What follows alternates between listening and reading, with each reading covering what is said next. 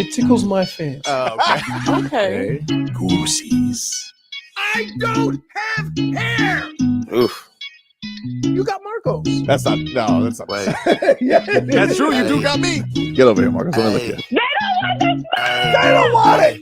Tobin and Leroy, ready to deploy. Had to hit it with a little journalism, but that was a decoy. Better have about me, boy. Okay, Leroy and Tobin, hold to the show, man. Still to the stars with the show, and till then his half moon open. Sometimes go taste like a snowman. No proof I'm a lie about a motor. No proof. Like I always wanted him, I never hated him, I never traded him, and if I did, I never ever traded him. You know what is a star? Like another city, the driver's side fly. Wish I could large, so many more. 10 in the more, never a bar. Hey, 10 in the more, 2 to the P. Nothing to you, but it's something to me. Handsome as ever and cute as could be. You can watch us on YouTube with view for free. Ay. This one time for the Twitch. This one time for the text. This one time for the phone line. Whole time wonder what they gonna do next. You know, I just wish you guys would stop the quibbling. Morning, everybody. Hello, Leroy. What's happening? How are you, buddy? Good. Hell Man. of 2 days of football. Got to tell Oh, let me tell you, what a few days of football, huh? you. Yeah, and But nothing. I don't care what the records are. I don't care what the stakes are. Nothing quite like ending the Jets season, huh? Nothing quite like ending the Jets season and just saying an early adieu to Aaron Rodgers. you know what I like? That was the best game Aaron Rodgers played all year. Right? He thought he was going to pull one off. But Like here's that. the other thing. Here's the other thing. Mm. You got to give some credit to that offense. They went down the field in nothing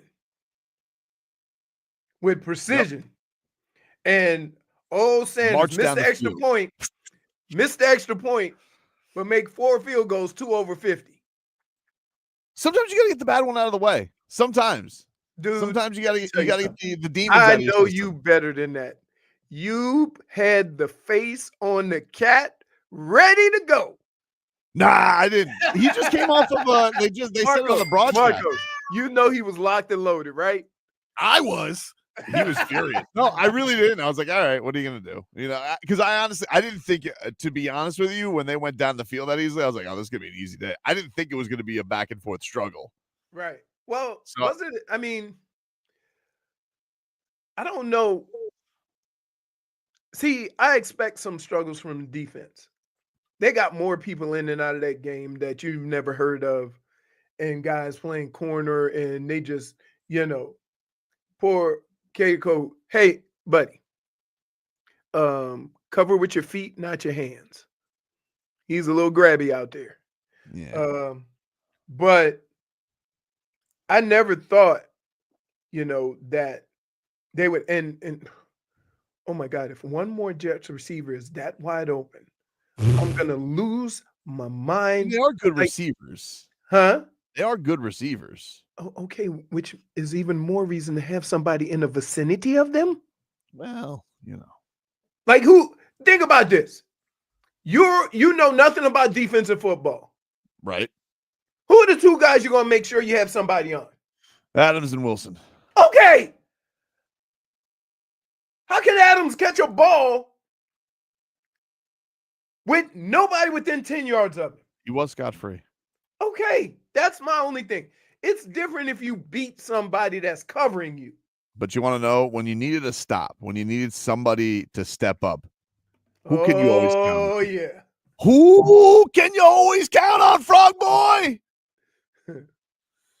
Sieler it on up. Sieler it on up. Hey, he's, you know what? It has been, without those 2 guys inside, I don't know what you would do. Did you see him show up to the press conference with a cowboy hat? Oh, man. He was lucky. That was for you. Man. That was Sure. only for you. That was only for you. Dude, that dude showed up. He showed up like a cowboy to the press conference, and I was like, "Yeah, that's right, Zach Sieler." I mean, this guy. Anytime it's like, "All right, we need somebody to come up with a big play." Who's there? He does. Zach Sieler, dude. Absolutely. Like, he is so clutch. 2 game balls yesterday. Tua, Zach Sieler. I Tua's got to tell you, ridiculous right now. Yeah, Tu- on a Tu- heater. Jesus. like I don't know why people say he's not good enough. It's like, what are you talking about? I mean, like, and I don't think he's good and to be honest with you, the one to Tyreek was just a little bit off. Mhm. That's one of those passes you got to be on the same page, because you remember when Aaron Rodgers was talking about he threw it and the guy was supposed to stay on the numbers or whatever. At the end of regulation, you're talking about. Yeah, that's Yeah. kind of one of those passes where if you're both on the same page, that receiver will turn it in a little bit and give you a window to throw it, Mhm. right? And he just missed it, right? But Reek was coming in there. He just didn't go in there enough. And like, yeah, I mean, you want to talk about precision. He slid without trying to get the first. And of course, we're not cheering to win. We're cheering to a sliding. Of course. And he still, wait a minute. mobile. Now, he still got formed, Yeah. which is crazy. Like, that's not a penalty, because that's basically the same play that old boy from Houston, all he did was throw up a forearm. I'm telling you that Trevor Lawrence simply got hit for having too big a face. I still stand by that. So, like, it's true. He's too big. It's a huge noggin. It is a huge noggin. And then the worst game in the NFL, Jacksonville won. I did not watch a lick of that, but I didn't watch it either. I was but surprised to see McCorkle on the winning end. I got to be honest with you. It don't. I saw a little bit of Bills and Rams at the Heat game. my They had that goodness. on. That was a What crazy one. That game was crazy. Yep. That was. I mean, I thought that the total was going to be 100. Nobody wasn't stopping nobody. Big play after big play. Josh Allen doing Josh Allen stuff. I mean, dude had, what was it, 300 plus yards passing, 80 yards rushing, 3 touchdowns passing, 3 touchdowns receiving. I mean, rushing. That's a day right there. I was reading something on Yahoo. Yeah. He broke the fantasy record, right? Oh yeah. Think of who had it before him. Very similar type numbers. Lamar Jackson. Nope. Newton? You're on the right path. Both of you. Oh my goodness. I can't, when I tell you, you're going.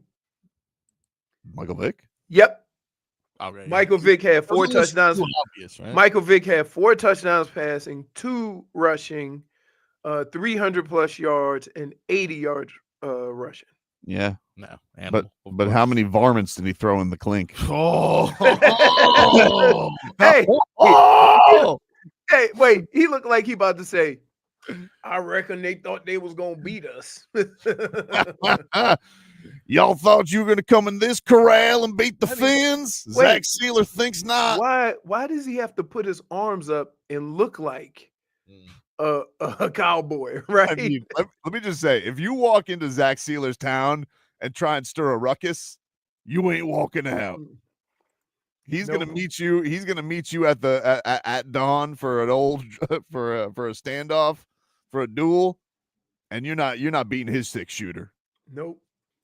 No, sir. Look at that.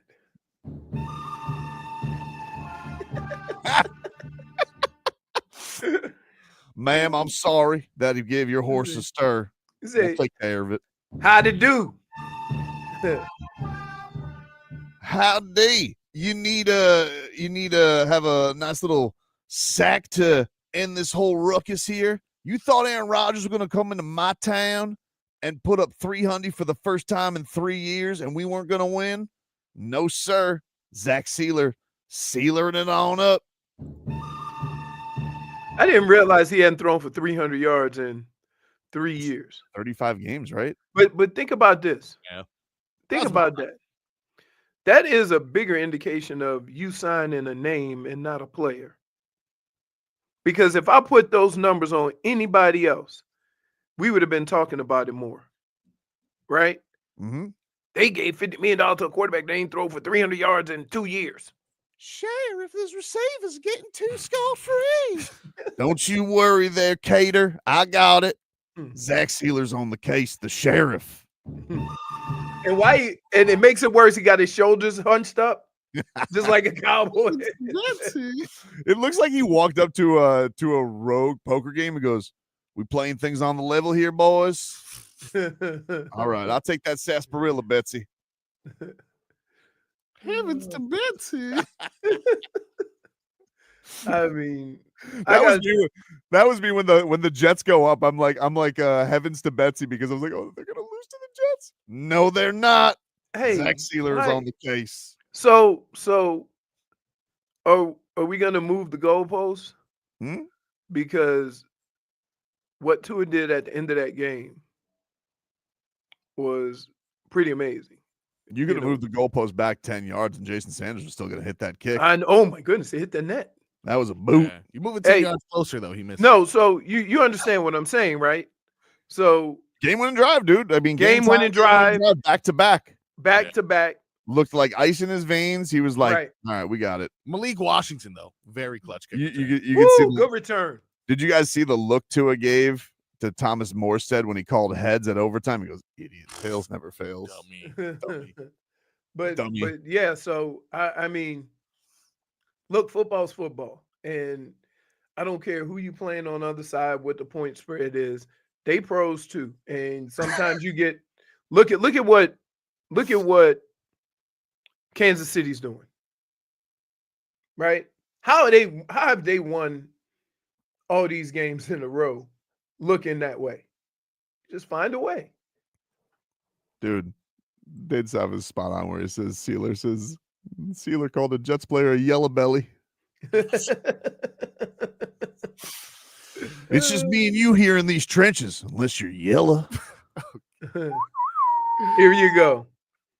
I'm not celebrating beating the team of the Jets. You're supposed to win those. Dude, it's the Jets. Celebrate sending your rival off to their season. They're done. Yeah, but it's not always. Let me tell you something. As a Marlins fan, let me remember. I will never forget that the Marlins shut down Shea Stadium with a win. Like, take something. All right, it's a good feeling. You went out there. Aaron Rodgers has been the story of the season, and you ended their year. It's a good feeling. Can you just have a little bit of success right now? Just enjoy it, dude. Enjoy it. Look at the way Zach Sieler's dressed. How could you be upset right now? You're gonna be mad at a cowboy? Right. It's just amazing. Like, because I thought that was a good win.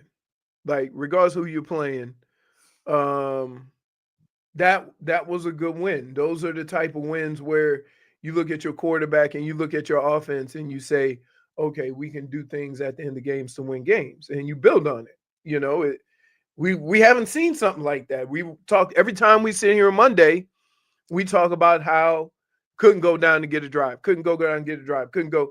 And now they go down, they get a drive, not only at the end of the game, but in overtime, so that Aaron Rodgers doesn't even get the football. And the first word and one of the first comments we hear, you're supposed to beat the Jets. It's just like, yeah, you're right, Tobin. You gotta enjoy it and appreciate wins. Most of the time you lose that game. Right. Exactly. I don't understand what we're doing here. Like, you lose that game, your quarterback bailed you out, and that's what you've wanted. I don't understand what we're bitching about. I know that the season hasn't gone quite up to standard right now. And they're still alive. That's the other thing. They're still alive. Not dead yet. Gonna go into a big showdown in Texas. Oh, I hear you guys like cowboys in Texas. Let me put on my Stetson, CJ Stroud, because I'm coming after you.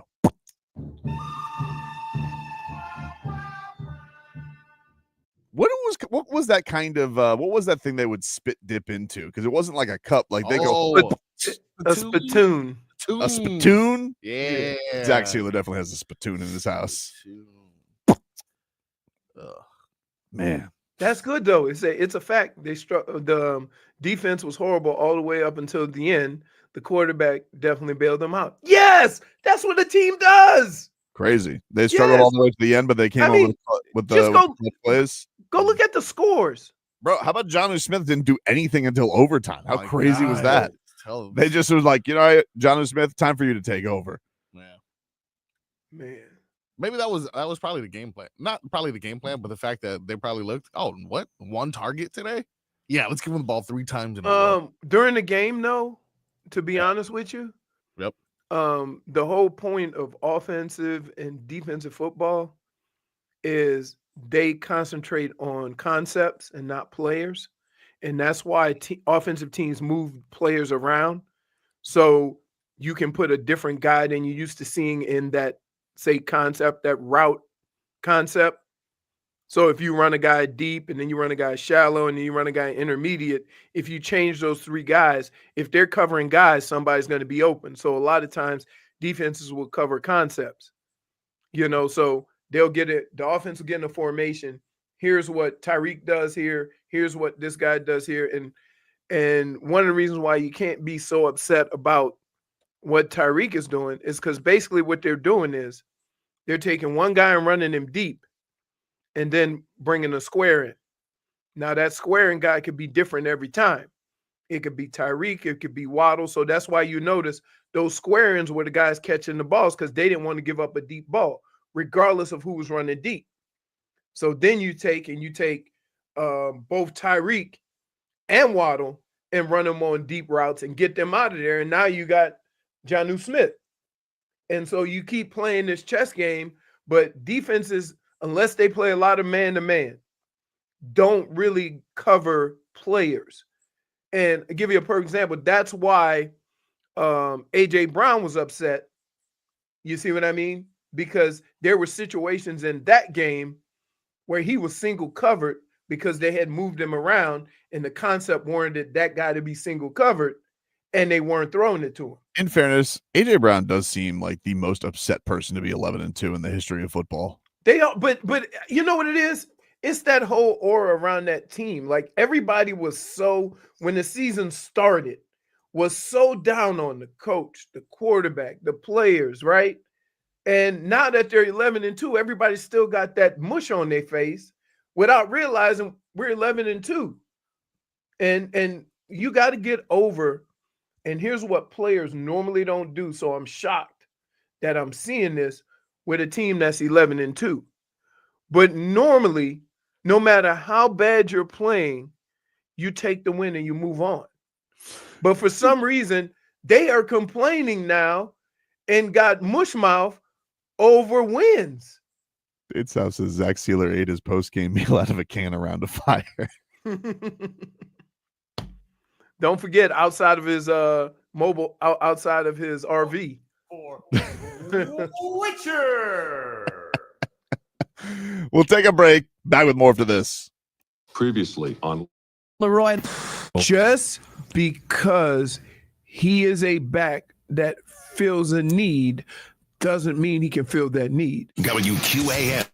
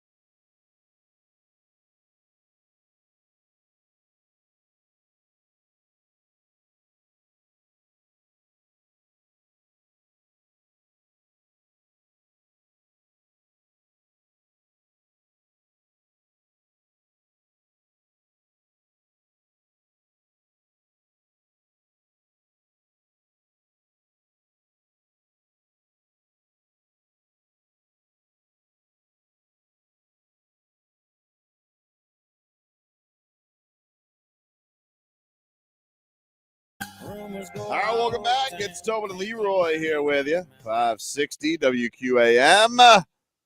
Take you up until 2 here on the program. Oh, I'm going at it. With who, dude? Huh? Who? Twitch. Oh man, who's getting it? You know, they're doing the complaining. We shouldn't have been that close, you know, and I'm like, hey man, have you watched football yesterday? Like, the Eagles barely got by Carolina, right? Carolina's feisty. Right. This year, the Browns have beaten both the Steelers and the Ravens. Not yesterday, though. Not yesterday. No. Yesterday. No. Jameis, they delivered him from pick sixes, but not picks. Somebody pointed that out on Twitter. He's got to be very specific with this. It's like a genie. You got to be very specific with your prayers. You know, look at what I mean. The Kansas City Chiefs are going to break a record for most wins in close games, regardless of who they play. And we don't even okay, because it's Kansas City. Like, a win is a win in this league. Stop trying to make it seem like, oh, we should have did this, we should have did that. You go every week and you try to win the game. You don't even know. And guess what? In your mind, in your game plan, in your prep, you have an idea of how you would like the game to play out based on what you've seen. Right? But then the game starts. And it's nothing like that. So you're on the sideline scrambling, trying to get, blocking schemes, adjust routes and all this stuff. And you're adjusting the whole game. So you want to get out of that with a win. The game very rarely plays out like you think. And also, guys, I understand, not every win is going to be impressive. Since when, in the history of fandom, is it not fun beating the Jets? Right. That's the other thing. Rivalry game. Guess what? What are we doing? Hey, what do you want, dude? We won. My school is playing in the McFatter Bowl or something. Right? Is that your daughter's school? It doesn't matter. You know why? We beat Ohio State. Playing to that flag. Well, right. That's it. So, Started and I think some of these guys are complaining it wasn't a big win because they're Jets fans. Oh, you think so? Know? Yeah. I think people are. I get all of this stuff. I get it. I get the frustration. I get where the season has gone. Yes, all I of get that. it too. I understand. I'm not somebody who's going to dismiss anybody who's frustrated about the season. And yeah, they're a flawed team. We've known this. They can't run the ball. Man, they can't run the ball anymore. Oof. Teron Armstead might be cooked for the year. Right. Here's what I think. It's not they can't run the ball. It's how they're trying to run the ball. And I've said this for the last few weeks. You have to be able to line up with 2 tight ends and a fullback and say, come get some. And every team that has success, right, has the ability to do that. And this team can't. They can't just line up, play a kind of smash mouth football, and get you a couple of yards or a touchdown inside the 5. It's got to be Achane, and then everybody get behind him and push. Right? We don't play football. We play rugby up near the goal line. So I think that is an issue that you have to kind of correct with your mindset, with how you go about doing things. They had some good stuff, off tackle and periodically where you have a 7-8 yard run here or there. Oh, not yesterday. They didn't. Yeah, they did. They had a couple. They were 1.7 per carry. I mean, that doesn't mean you didn't have a couple of. That don't mean you rushed it for 1.7 yards a carry every play. It means you probably had a couple of -2s or 3s. A couple. A couple. I saw Achane blown up behind the line 3-4 times. Right, but that is his long run yesterday was 7 yards. Mentality, right? That's that you got to fix that, and I believe that that will be the change in this offense even more.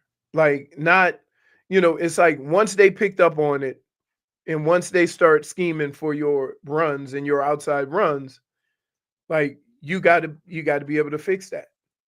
Tua, he finishes the game. First Dolphins since Dan Marino, 3 straight 300 games, 33 of 47, 331 yards, 2 touchdowns, including a game winner to Jonnu Smith. This was Tua after the game on why all of a sudden it was the Jonnu show in overtime.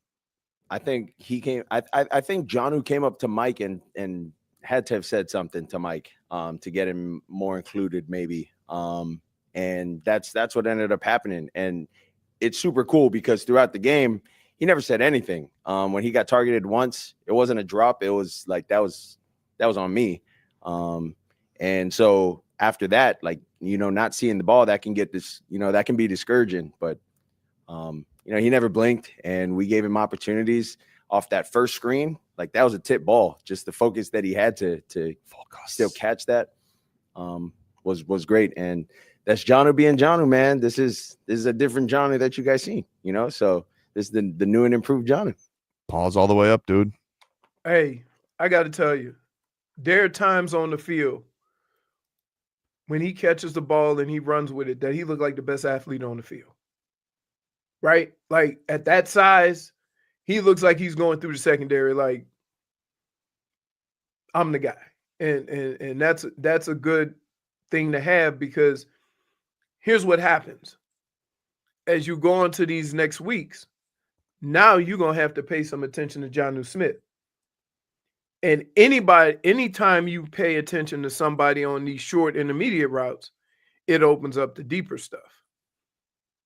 So, it's kind of something that you wish could have played out sooner in the season, because it would give you more flexibility and more ability to do some of the other things that you really want to do, and that's the explosives. Mm-hmm. But as of right now, what he's doing and what they're doing with him, I mean, he can be he who reminds me of? He is a big Deebo Samuel. The way they use him, he's run reverses. He's been in the backfield. He's been on line of scrimmage. He's been outside. They move him around and use him as that piece. They just haven't used him as much. Courtney goes, we will lose to Houston, the 49ers. It's like the person in Major League sitting in the bleachers. Oh, they're going to blow it. No, they'll blow it in the ninth. Wild thing. Here was Tua on if he chastised Tyreek Hill. I'm not going to say, I'm not a big hoorah, like I got on this guy, I got on that guy. Nah, this is football. Like, we're all grown men. Like, if I tell you, you just need to be there. If he tells me, like, I need to throw it somewhere, like, he got the respect from me, I got the respect from him. Like, that's how the communication, I think, works and how it should work, in a professional level, in a professional setting, and especially when, the game's on the line. Like, you got to be where you need to be, and we got to go do it. That's it. Did somebody say hoorah? I heard Aaron Rodgers was hoorah on that ayahuasca. And I said, no more of that. Not round Zach Sieler's town.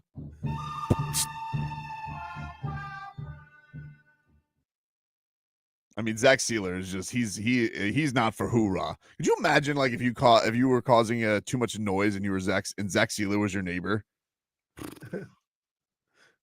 Hey, I need you to keep it down. I'm gonna need you forever. No, first he goes, howdy, neighbor. He said, I'm gonna need you to keep that dead noise down, otherwise there'll be trouble. Mowing hours were 4 hours ago. Right now, sleeping time. Well, Zach Sieler has a riding tractor. Oh yeah, dude. He probably only got a 10 by 10 spot. He pull out the tractor in the garage. He's just, remember Chris Weidman, how into his hardware, his lawn hardware Chris Weidman was? That's exactly what Zach Sieler is. The latest and greatest. Even got a silencer for quiet mowing. Josh Hart says Sieler looks like he was walking around with a Bud Light post game. Oh man. Tough. Manly. He say Sieler has a knife and pliers on his belt at all times. Oh, he's got a utility belt for sure. For sure, dude. That's great. So yeah, it was a good win. Was Aaron Rodgers with the season? Was he accountable or was he weird? Do we know? Like, I think he said that the moisture in the air and the aliens at Bayside really distracted him. I think, if I'm not mistaken, or something about Art Basel. Art Basel. You know what? That was good timing. Aaron, your season's over. What do you got to say? I'm going to Art Basel. Art Basel. That was a great week for us to schedule him in Miami. Art Basel weekend, a total distraction. Oh yeah, pretty good. Take a break. More to come here on the show. Back after this.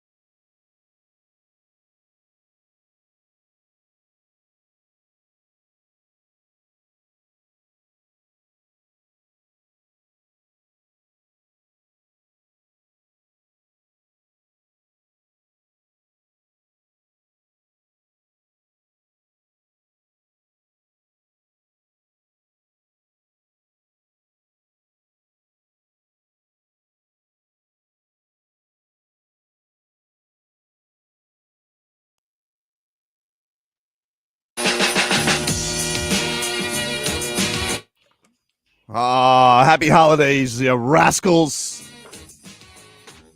Miami Dolphins victorious 32-26 yesterday. The Heat. We might be back. We might be back.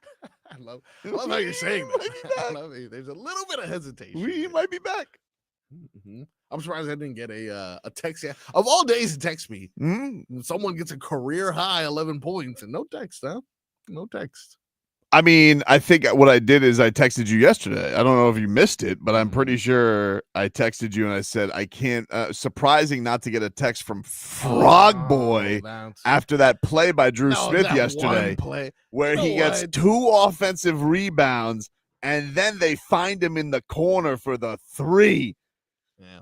Dagger into the Cavaliers. By the way, he had 11 points in the fourth quarter. Sure did. Yeah. What do we call that? Closer. Yeah, that's amazing. That still he managed to be a -2 overall. That's only because he played a lot with Thomas Bryant. No, it's true though, Thomas dude. Bryant. If you weren't on the floor with Bam Adebayo yesterday, you're a minus. Like that's how it's gonna go.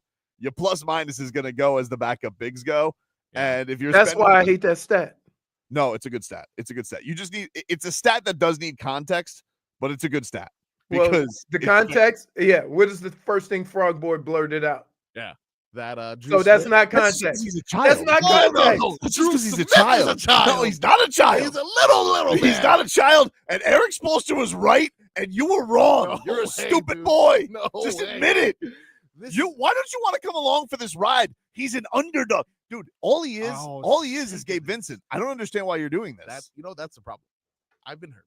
What do you mean? I don't want to do this again, dude. I've been hurt with Kendrick Nunn. I've been hurt with Gabe Vincent. This is another one. He's going to be great. And you know what? Maybe we give him a shot. He can do this. And then he's going to get traded for an abnormally large contract and a market that I don't care about. Baby. And then I'm never going to see him do anything again. It's fraudulent. It's lies. Don't you want to be in the time when Dru Smith is a Laker in 4 years and they hate his guts? That's great. But right now, we get to, by the way, I saw Max Strus yesterday. He was very sad on the bench. He's still not playing yet? Still not playing. They got other intangibles. Yeah. I think they're doing fine. I think he's probably working his way. They weren't back, doing fine yesterday. You want to know why? No, they were not. Because Spider was caught in his own web thanks to Dru Smith. No. Why? Why do you think? By the way, we may be back. Hey, we may be back. 0 steals for Dru Smith. I don't understand why you think that he did it. Clamps, dude. What? Why don't I understand that? Because you're a count. You have the untrained eye. 2 turnovers. You have the untrained eye. How do you have 2 turnovers in 11 minutes? It happens. Yeah, it happens. You got a ball out, dude. 25 minutes. I don't understand what you're doing. Just apologize. Wait, you got to also put it in context. 25 minutes with the ball in your hand most of the time. Most turnovers on the team. I don't understand what you're doing. Yeah, but if he has the ball, then others don't. You think he has the ball more than Tyler Herro? He doesn't have the ball more than Tyler Herro. No. That's kind of the beauty of him. More than Jimmy Butler? No. See? You're talking about the stars of the team. He's a good player. Dru Smith? The whole point is he's a fan with good access. No, he's not a fan with good access. He's like, they let him on the court. You bullied him for no reason, and Eric Spoelstra told you to stick it. Yeah.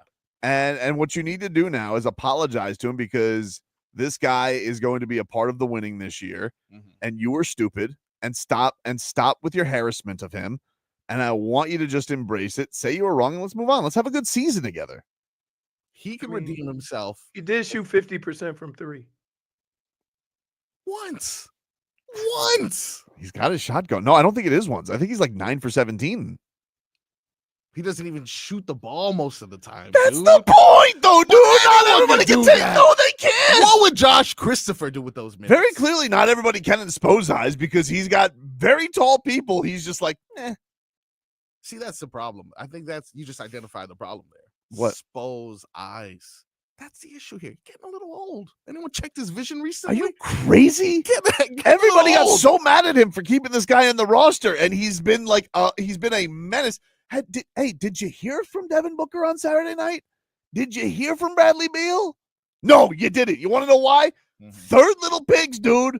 Building a brick house. So it's Dru Smith that's responsible for this. He's part of it. It's not the triple-double Bam Adebayo had or maybe the dominant performance by your stars. It's Dru Smith that's really the game changer in all of this. We got to talk about Tyler Herro, okay? Because this is the facts. Yeah, he's an all-star.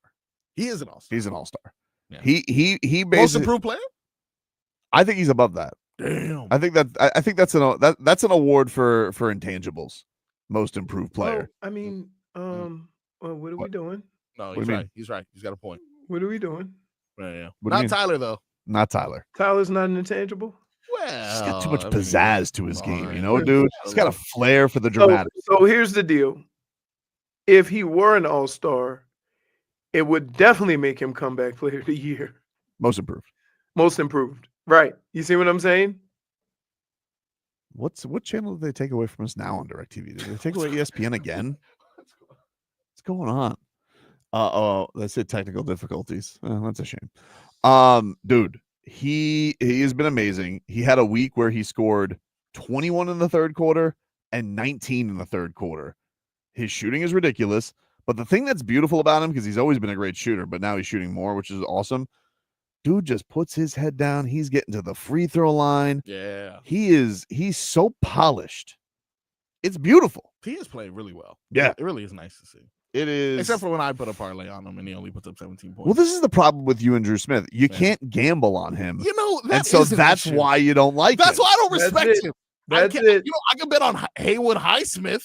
All right, an actual contributor to the team. What about Haywood Highsmith? What about him? He's You doing know, great. you talk about Dru Smith this, Dru Smith that. You didn't- Haywood Highsmith, You didn't bully Haywood Highsmith. because he's an actual NBA player. How tall is this guy? Dru Smith? Yeah. He's like 6'1". We're eye to eye. Completely reasonable height to be. You want to know who else is 6'1"? Yeah. Donovan Mitchell. That guy could dunk. Yeah, bro. but Donovan Mitchell can. Oh my goodness. He's a moose. He got ridiculous hops. He's pretty big. He is he's a big boy for 6'1". That guy could be a linebacker.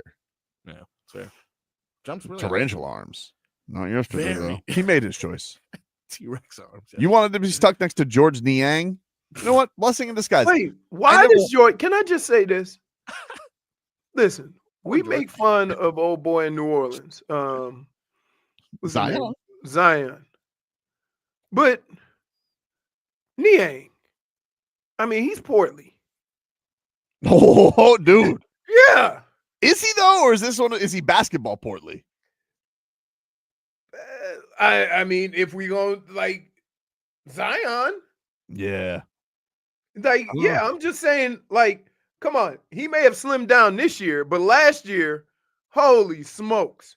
I'll tell you what. I tell you where he got some cardio when Tyler Herro sent his ass flying and hit a three. Tyler Herro was like, "Ole, 3-ball, cash, dude." Hey, by the way, I'm not fat shaming. Dude is portly.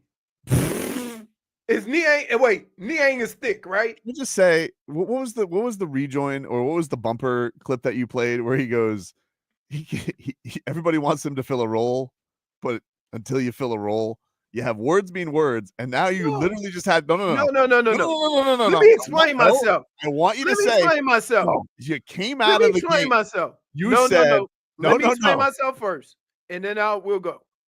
If I say we brought in Jeff Wilson to be our big back and to take care of the short yardage situations, but you never play him, okay? Just because you brought him in to fill that need doesn't mean he can actually do it. dude, you said I'm not fat shaming. He's portly. Just saying. because he is a back that fills a need doesn't mean he can fill that need. Right. What? You don't understand what I'm saying? So let me ask you a question. What if you bring a basketball player to the Heat Mm-hmm. and we say, oh, we needed to bolster our three-point shooting, and the guy goes 1 for 30? Mm-hmm. Then what? You brought him in to fill a need, but he didn't fill that need. The old use big words without fully understanding their meaning. I'm not fat shaming. He's portly. What else do you want me to think? I don't know, dude. He's thick. Wait. Let me ask you a question. Am I wrong? No. Okay. I don't understand the Okay. denials from you. Okay. I'm just like, there you go. Am I wrong? State South says you're Yogi Berra. I'm not I'm Yogi modern day Berra. Yogi Berra. I'm not Yogi Berra. Does anybody not understand what the hell I said when I was talking about the running back? Nobody goes there anymore. It's too crowded. I'm like, y'all know what the hell I was saying. It, yeah, okay. Stolen got you. McClip High says, as a kite, Yogi. that's Yogi Bear, not the catcher.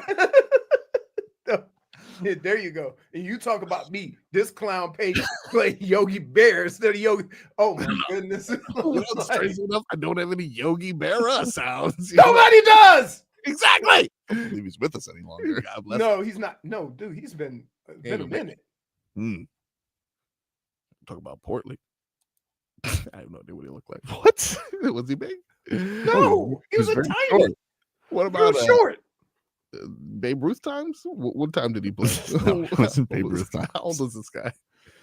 Take a break. Back after this. Hey, boo boo, we're gonna do some blow. Was that him?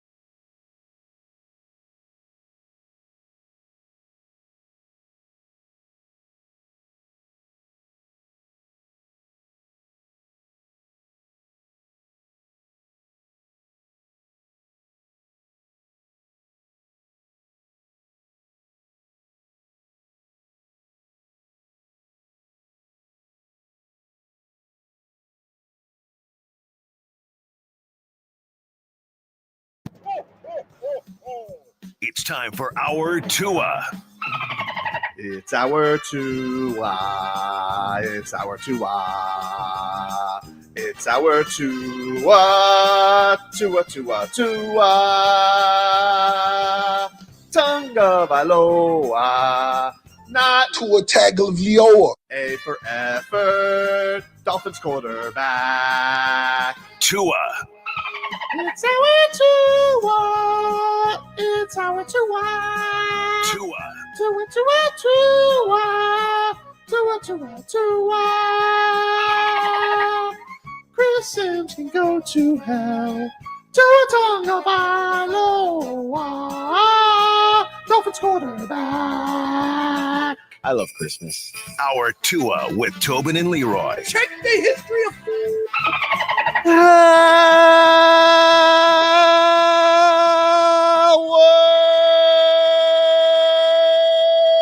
Two of the program is in the round. Overtime win, overtime intro. Get the headlines, huh? Brought to you by Doral Volkswagen. At Doral Volkswagen, choose from over 300 new Volkswagen models in stock, like the Tiguan, the Taos, and the Atlas. Remember, when it comes to Volkswagen, the great deals are at Doral Volkswagen. Miami Dolphins, winners in overtime, 32-26 over the Jets. Tua has that game-winning pass to Jonnu Smith in OT.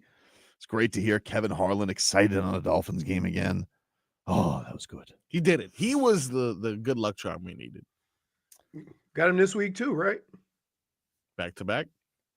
And it was great. It was great. They'll be back taking on the Houston Texans. There was some bubble gut moments. Oh, yeah. The defense couldn't, and while I was frustrated at the offense not being able to run the ball, I was even more frustrated, in fact, that the defense for most of that game could not stop the Jets, the stinking Jets. So, but they got stops when they needed to. They moved the ball down the field when they needed to and got a win. That's football.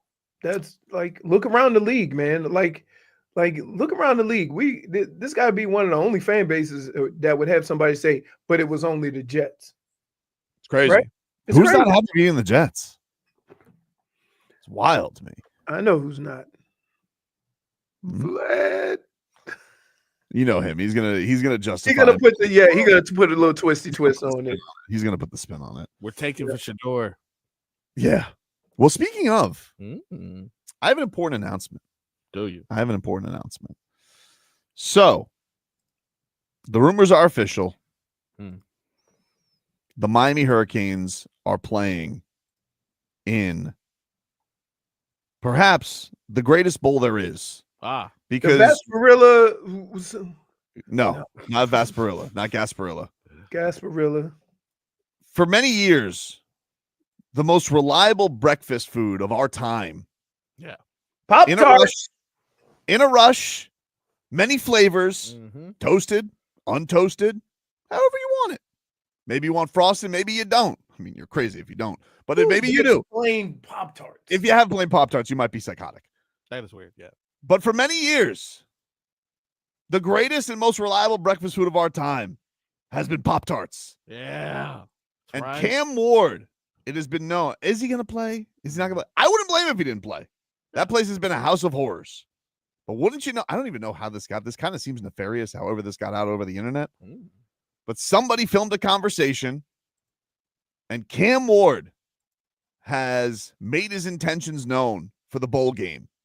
Do you have the sound, Frogboy? Indeed. Here was Cam Ward. Y'all play them Iowa State, man. Oh, you play Iowa State? Yeah, I gotta get ready for the Pop-Tart Bowl. Y'all play Iowa State? Yeah. Oh, okay. Wait, yeah, so what you said you gonna what? You said what? What you said you gonna do? You finna see the best thing that ever happened in the Pop-Tart Bowl. What's that? Them Canes, baby.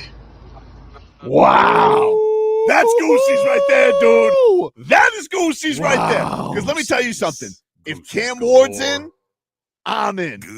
And let me just tell you a controversial Where's this bowl even played? Orlando. Oh, It all was right. the Cheez-It Bowl. And Okay. before that, it was, I think, the Citrus Bowl, I believe is what it I was. I think I played there. It was the Hall of Fame game or something like that. The Hall of Fame Bowl or I'm trying to think. They did the Pro Bowl sometimes. I know the Pro Bowl was Hawaii. No. But I'll tell you exactly what the game was. I think it was Hall of Fame or something like that. I know it wasn't the Citrus Bowl. How were the field conditions? Are they the same? They were terrible. Oh, no. There are some demons that you have to exercise because that place has been a house of horrors for the Miami Hurricanes. Yeah. I mean, I was once on a lazy river next to De'Ara King. The next day, no way to go. Ooh. I don't like their turf. But this Cam Ward, he's not scared. Yeah. He's not scared. He's got a wall in front of him. He goes, I believe in other parts of this conversation, he goes, I don't get touched. I don't get touched. I was like, wow. And let me tell you something. This may be a better trophy than the national championship trophy. What? Yep. Wait, no. Let me see. I'm telling you, this trophy may be better than the national championship trophy. Is it edible? Look at that thing. Look at it. Damn. It's a toaster. It's a toaster football with Pop-Tarts. That's pretty cool, dude. That's a great trophy. That's pretty cool. Look at the national championship trophy. Look at the national championship I don't trophy. even know if I want to. Oh, Look at get that thing. out of here. Lame. Stupid. What is that thing? Looks like a vase. It's like lipstick. A toaster? Hate this. A football toaster? That's pretty good. That's good right there, That dude. is good. So let me tell you something right now. You guys can go enjoy your fake little tournament. It doesn't matter anyway. Yeah. It's been made for TV. Yep. It's been bastardized. You guys are sitting here now. Now, you want to know what the reverse is? Now they're saying, I can't believe Alabama was snubbed by SMU. Oh, look at that. Isn't that convenient? Oh, look at Well, that. now all of a sudden we're talking, oh, poor Alabama. No one was saying poor Canes last week, were you? So you want to know something?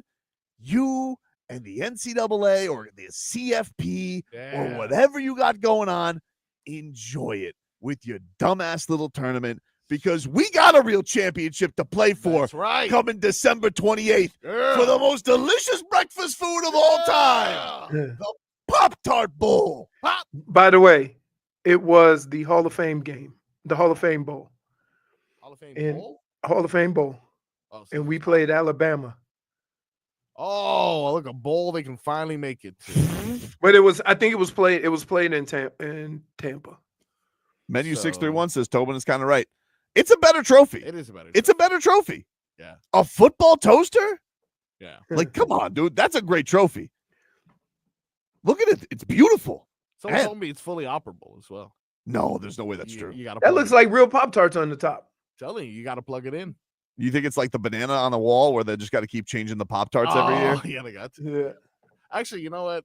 You may be able to keep the same Pop-Tarts. Have you seen these Pop-Tarts? A lot of preservatives. That's But, true. Tell you what, better trophy for sure. Wow.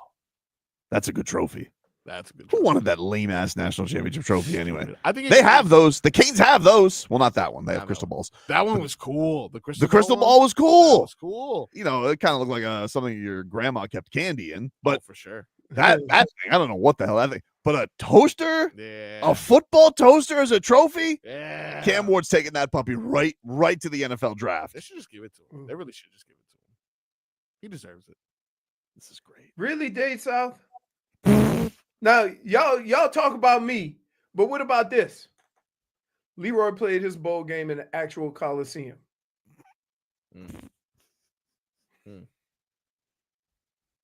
Did I see that in the Gladiator 2? Do they have water battles at the Coliseum? Was that a thing? Oh, let's see. I don't know.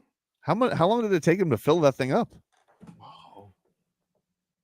Because they didn't have hoses back in the day, right? There's a water. How did they fill that up? How did they fill that up? The incredible true history of Coliseum water. You know what? That's a break conversation. Yeah. I'm not in, Anyway, I want to just thank Cam Ward for honoring You us brought with it up. How did they fill one last great game for all the pastries, dude. See, you thought he wouldn't play. I wouldn't blame him if he didn't play. But you want to know something? He just said he's his going to be the makeup. greatest thing ever, the Pop-Tart Bowl. But his makeup, I mean, with how he came through the ranks, like it would suck that you finally get to that point and then say, "I'm out on you guys," right? Well, he knows the history of this bowl. I mean, it's a distinguished 2-year reign that the Pop-Tart Bowl has been through. And so if you want to be in the pantheon, anybody could be in the national championship, but who can really create a legacy for their own bowl? Because we, for years, like think about it. When you were back in the day, right? How stupid would it have been back in the day to be in the Cotton Bowl or the Orange Bowl? It's like I'm going to a bowl named after fruit. Dumb. Stupid. Yep. But I went after one named after a flower. Right. It took legendary performances in the Rose Bowl. But then when Leroy Horde stepped foot and won 2 MVPs, Rose Bowl. Rose Bowl. Now, because right now we're saying Pop-Tart Bowl. Yeah. That's what we said before. Right. But when Cam Ward graces that field with his presence, all of a sudden it's, you guys remember the Pop-Tart Bowl? Pop Bowl. I say it like that. Pop. Never mind. Pop.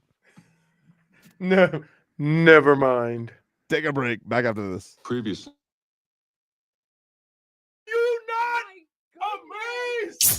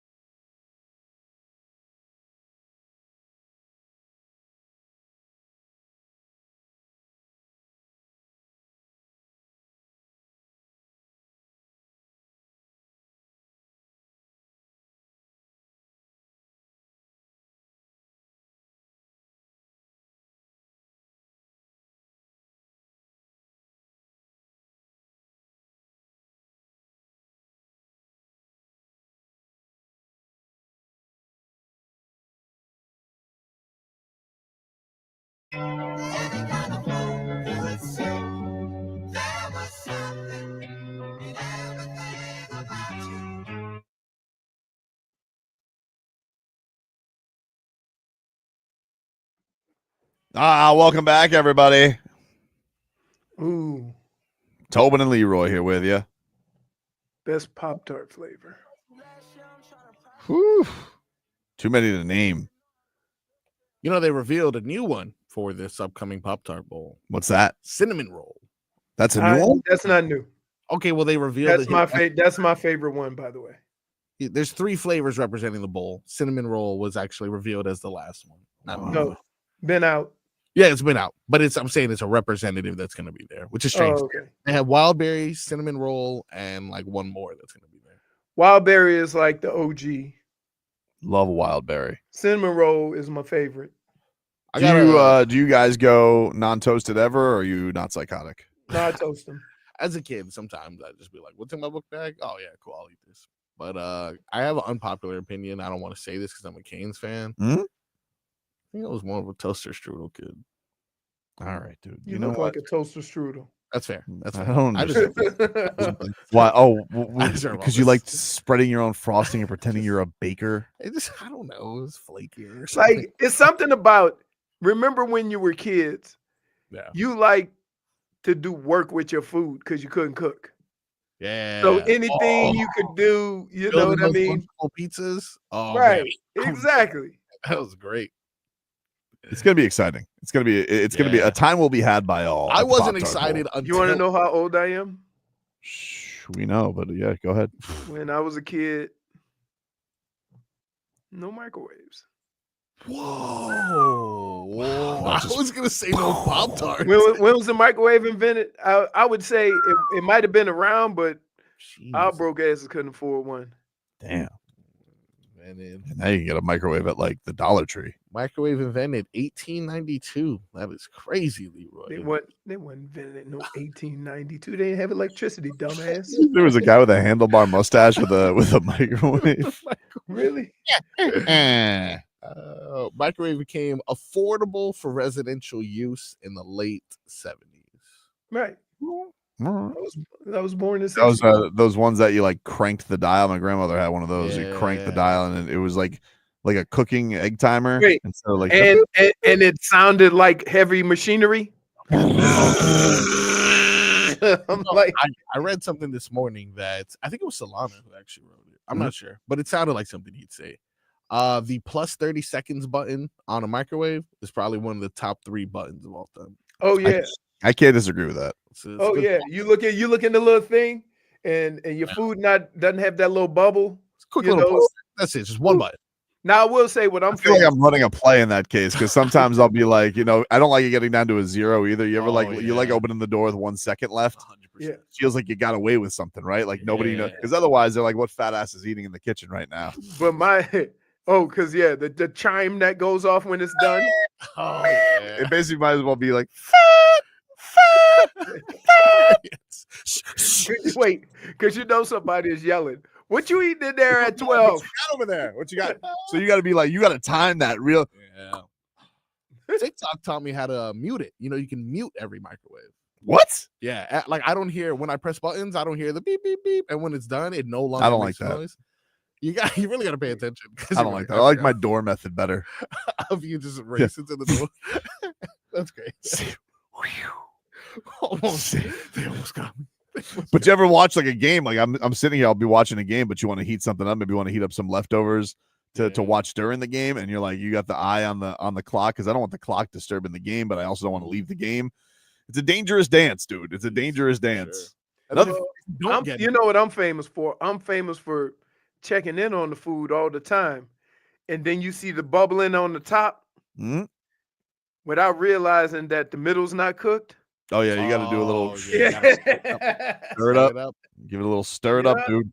Yeah. Oh my God, guess what I had this weekend? By the way, I had Korean corn dogs. What? Oh yeah, that's the one. They have like potatoes or something like that. They're all different kinds. Yeah. Here's the kicker. There's something missing in a Korean corn dog. Oh God, there's no dog. Yes. What? So wait, they had all this I got like a hot Cheetos one with the spicy mayo, and I'm looking at it, I'm like, ooh, this thing gonna be delicious. And I bite it, and I'm like, Well, maybe the hot dog's smaller. Bite it again. I'm all the way down to the damn stick. I'm like, ain't no damn hot dog in here. So what's in it? Yeah, what is It's the like, you ever had those cheese cheese sticks, but instead of what is it Like a called? mozzarella stick? Yeah, A croqueta with the whipped cheese in the middle. Yeah. That's what it's like. So they stole croquetas and put a stick in it? Yeah, but it looks like a corn dog with all the stuff on it and whatever. It looks different toppings. It looks delicious. They got a bunch of different toppings, except it don't have a hot dog. Yes, I had the orange one right there. I had the you put a hot dog in there. That looks like a delicious meal. Right. That's what I'm saying. Without it, though, Hey, I'm like, what is this? So when I'm looking at it, I'm looking at the pictures. I'm like, I drove by. I sent on the bat signal. Hey, you guys want to try a Korean hot dog? Well, I guess I would. I bring it home. I get one of the fines. I take a bite of this. Where did you get the Korean dog? Like, where did you even learn of this? Like I saw a picture when I was driving from Publix. So I pulled over. I love how Leroy could just be deterred on his day by finding a new snack. It's very true. Right. Television. So I said, so I eat it. And so I don't want to take the surprise from everybody. I go, hey, Fonz, taste this. It's delicious. Then tell me what's missing. Right? Mm-hmm. He bites it. He does the same thing I do. He takes another bite. He gets down to the stick. He goes, ain't no hot dog. So yeah, it's like that's what it was. Like a croqueta, but a big one. We're on a stick. Speaking of a big one. No, this isn't a Blue Chew read. Calais Campbell. Oh, he was speaking about Zach Sieler's performance. Now, mind you, if you guys are just tuning in on our YouTube and Twitch, Zach Sieler dressed like this after the game. I mean, like he was like laying the law down on Aaron Rodgers and the Jets.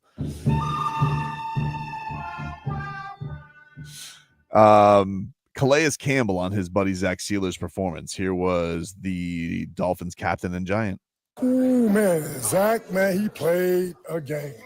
He had a day today, and so many close plays early, but just like bringing that energy, bringing that leadership, bringing that passion. And then, that damn broke in that fourth quarter, man, he went off and made big plays that, essentially called a game for us, at least gave us a shot for the offense to call game. And, hats off to him, man. I love playing next to him, man. Zach's my guy, man. He's a beast. And if he keeps playing like that, man, we're going to be in this thing when it matters. I love him. He's infectious with his energy. Yeah. He really is. Really wanted to trade. Wait, isn't it amazing that they handcuffed that man?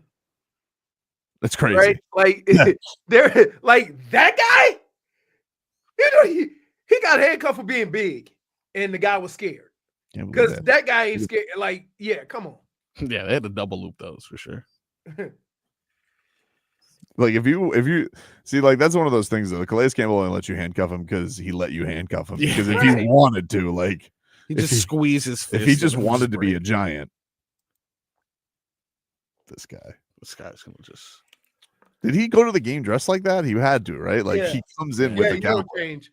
See, like that's a game. Home games, like road games, you probably have on something a little dressier because they want you to not dress like a bum on a plane. Did he come to the game on horseback? Wouldn't surprise me. He's going to Griff's after the win. Yeah. Man, hey, I don't even know what this is, Jay Gatto. A Cuatro Queso Dos Fritos. It sounds delicious. I don't know. All I know is cheese, right? I got fried cheese. Oh, that's what it is? Fried cheese. Does it have a hot dog in the middle? Well, you didn't have something with a hot dog in the middle. I know, but it was false advertising. They called it a hot dog, right? But wait, if listen, I don't care what name you put on it. If you say hot dog, it's supposed to be right. Yeah, there's no dog. You got to change. Right, exactly. Got to change the name. I'm looking at what he was suggesting. The what is it? cuatro queso dos frito, and it looks like a ball of fried cheese, but like I don't like the inside of it. You don't like it? It's very gooey. He said you can add meat if you want. Hey, man, we ain't listen. So am I if I'm driving by, you know, a little spot and I see pictures of them, am I gonna want them? Because that's how I buy snacks. That's fair. I had no intentions on eating a Hard corn dog. market from you. I had no intentions on eating a corn dog till they had that big poster right out on the street. I was like, wow. Where were you in Times Square? Like, who is Korean corn dogs around here? I'm trying to figure out. Like, wait a minute. You're telling me there's a Korean guy in Davie that's just selling his Korean corn dogs? Is that one of those places that have the the drinks with the little balls and the boba. Boba, and then they have what's the other stuff they get? The bowls, the acai bowls. Yeah, all different kinds of bowls and stuff, right? Where were you? You were like a mall or a strip mall? No, I said I was in a strip mall with Publix right by my house. Right? I'm just surprised I was just driving by, and you got to go over the speed bumps. I went over a speed bump and I looked over to my right, and I was like, well, I'll be there. He's not gonna go Korean. I say Korean hot dog, huh? We need to have Leroy's. And they showed that picture, right? And I said, I'm intrigued. And I pulled in. I got out of my car and I walked in. Now, I know I went to get somebody something at Publix, but at that moment, I did not care. I was looking into this. I went in there. I asked a couple of prerequisite questions, all of which were, is there a hot dog in them? Take a break. Leroy hands out his game balls and game bums next. WQAM broadcast.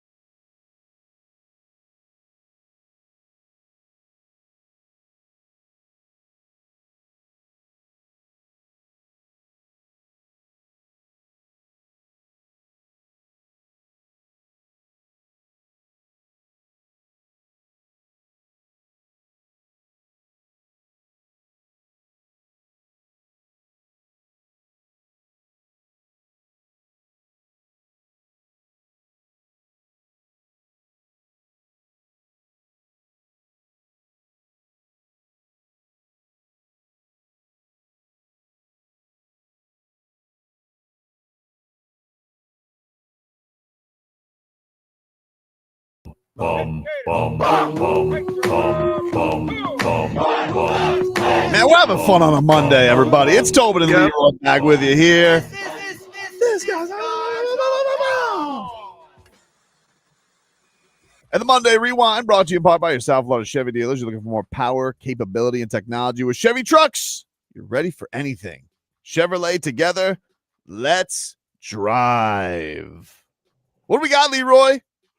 So my game ball is going to go to Tua and that offense.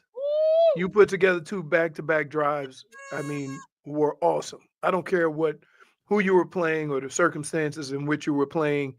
It required a lot of execution, a lot of everybody being on the same page. Tua had pinpoint accuracy, and there were guys making plays. So kudos to them. It was fun to watch. And again, I don't care who they were playing. It was awesome. Side note, I also like to give a game ball to the week of hell that the Heat just went through and zipped through it like nothing happened. Dude. So we're not going to just but that's on the back burner because we may be back. It's football. No, I understand, right? But we may okay. Be but I just wanted to give a shout out because I appreciate those victories. You saw what they did to the Cavs? Yeah. You saw what they did to the Heat, to the Suns? I'll be seeing it later during Monday Night Football when I get that pizza. No. Oh, hey, can I just say a shout out to the Miami Heat? Let me give a little shout out to Game Ops. There's a different energy in that building for the Chick-fil-A sandwiches. Oh my! They tried to do the Pollo Tropical thing where they tried to scale. Pollo. Yeah, it was nice. No. Chick-fil-A. I'm all for original bits, and definitely Pollo is more South Florida, but people went crazy. People went nuts for that chicken. You were there last night, right, Frogboy? Boots on the ground. The only thing that was more exciting than that baby race. Oh, dude! The baby race was crazy. That was crazy, dude. They had to get rid of that one. Well, that's not true. They didn't have to get rid of it. They had to suspend it for a while because they had to keep it off television because there was a very famous one. A very famous voice of the Heat was just very enthusiastic about it. As he should have been. As he should have been. As he should have been. This baby was not cooperating because one baby was streaming down the aisle. I mean, it was ready to go, but just wouldn't get to the finish line. The baby that won wasn't even on the track. The baby that won was also not happy that he won. Why were you happy at me? I was watching a baby be tortured to the finish line. All right. Love a kid's day. My game bum, and I'm gonna say this, Marcos, right? No, it can't. As only a petty person can. Oh, my game bum goes to Alabama. Oh, because as happy as you were last week, thinking you deserve to be there, your ass is playing in a Gasparilla Bowl too. Is that where they're playing? I don't know. Where are they playing? That's great. Yeah. So you didn't deserve to be there. And if you say Miami didn't, your ass certainly didn't deserve to be there. It's my biggest pet peeve with all this, Tobin, is this. We've watched sports our whole life. And college football or college sports in general is the only sport where the record doesn't matter. Hell, the record determines who plays in the conference championship. And then once you play in the conference championship, it don't matter. When in sports does your record not matter? Now, you got to have tiebreakers and all that. But when is 11-2 worse than 9-3? Only in college football. Only in college football. It needs to stop. Winning is important. And they have just diminished winning by doing what they did with Alabama and Miami. And even more so last year with Florida State. Because let's be clear. Florida State won the ACC with a backup quarterback. Mm-hmm. So Georgia just had to play half a game with their backup quarterback and don't know the status of it. So how is it any different? Marcus is letting us know Alabama is playing Michigan and they're favorites. Oh, really? yeah. Yeah, no, they are at the Relia Quest. Yeah, Relia Quest. You're in Bowl. Tampa. Yeah, Tampa. Is On it New Year's- Tampa? Yep. Yeah, I gotta Tampa, tell you. You gotta go? All right. Okay. Yeah. Hold Oh, on. that's a Let wait a me- minute. So wait, the cheese and how many? Can I just ask a question? Orlando has about 13 bowls. I was about to. They play a game every night, like March Madness from what's like up with that? December 24th until December 31st. Is it? It just must be like a Disney thing. Like, is that No, why? they Like, play in different areas. I don't think they do, dude. I'm seeing like 4 of them that are at the Camping World Stadium. Yeah, the Cheez-It Bowl as well. South Carolina. I thought the versus Cheez-It Bowl Illinois. was gone, so we're Me not playing too. in the defunct Cheez-It Bowl. Oh no, I we're thought playing that- in. No, you're thinking when you see a game playing in the same place, I thought it was it's just renamed bowl game. Yeah, No, it's just another one. that's crazy. Oh, yeah, Okay. I thought the same thing. The Cheez-It Citrus Bowl is South Carolina and Illinois. Yeah. Well, no, it's the Cheez-It Citrus Bowl. That's what it's called That's now. two. It used to only be the Citrus Bowl. It used to also Yeah. just be the Cheez-It Bowl. Oh. Now they've just combined the Cheez-It Citrus Bowl. Which sounds disgusting, by the way.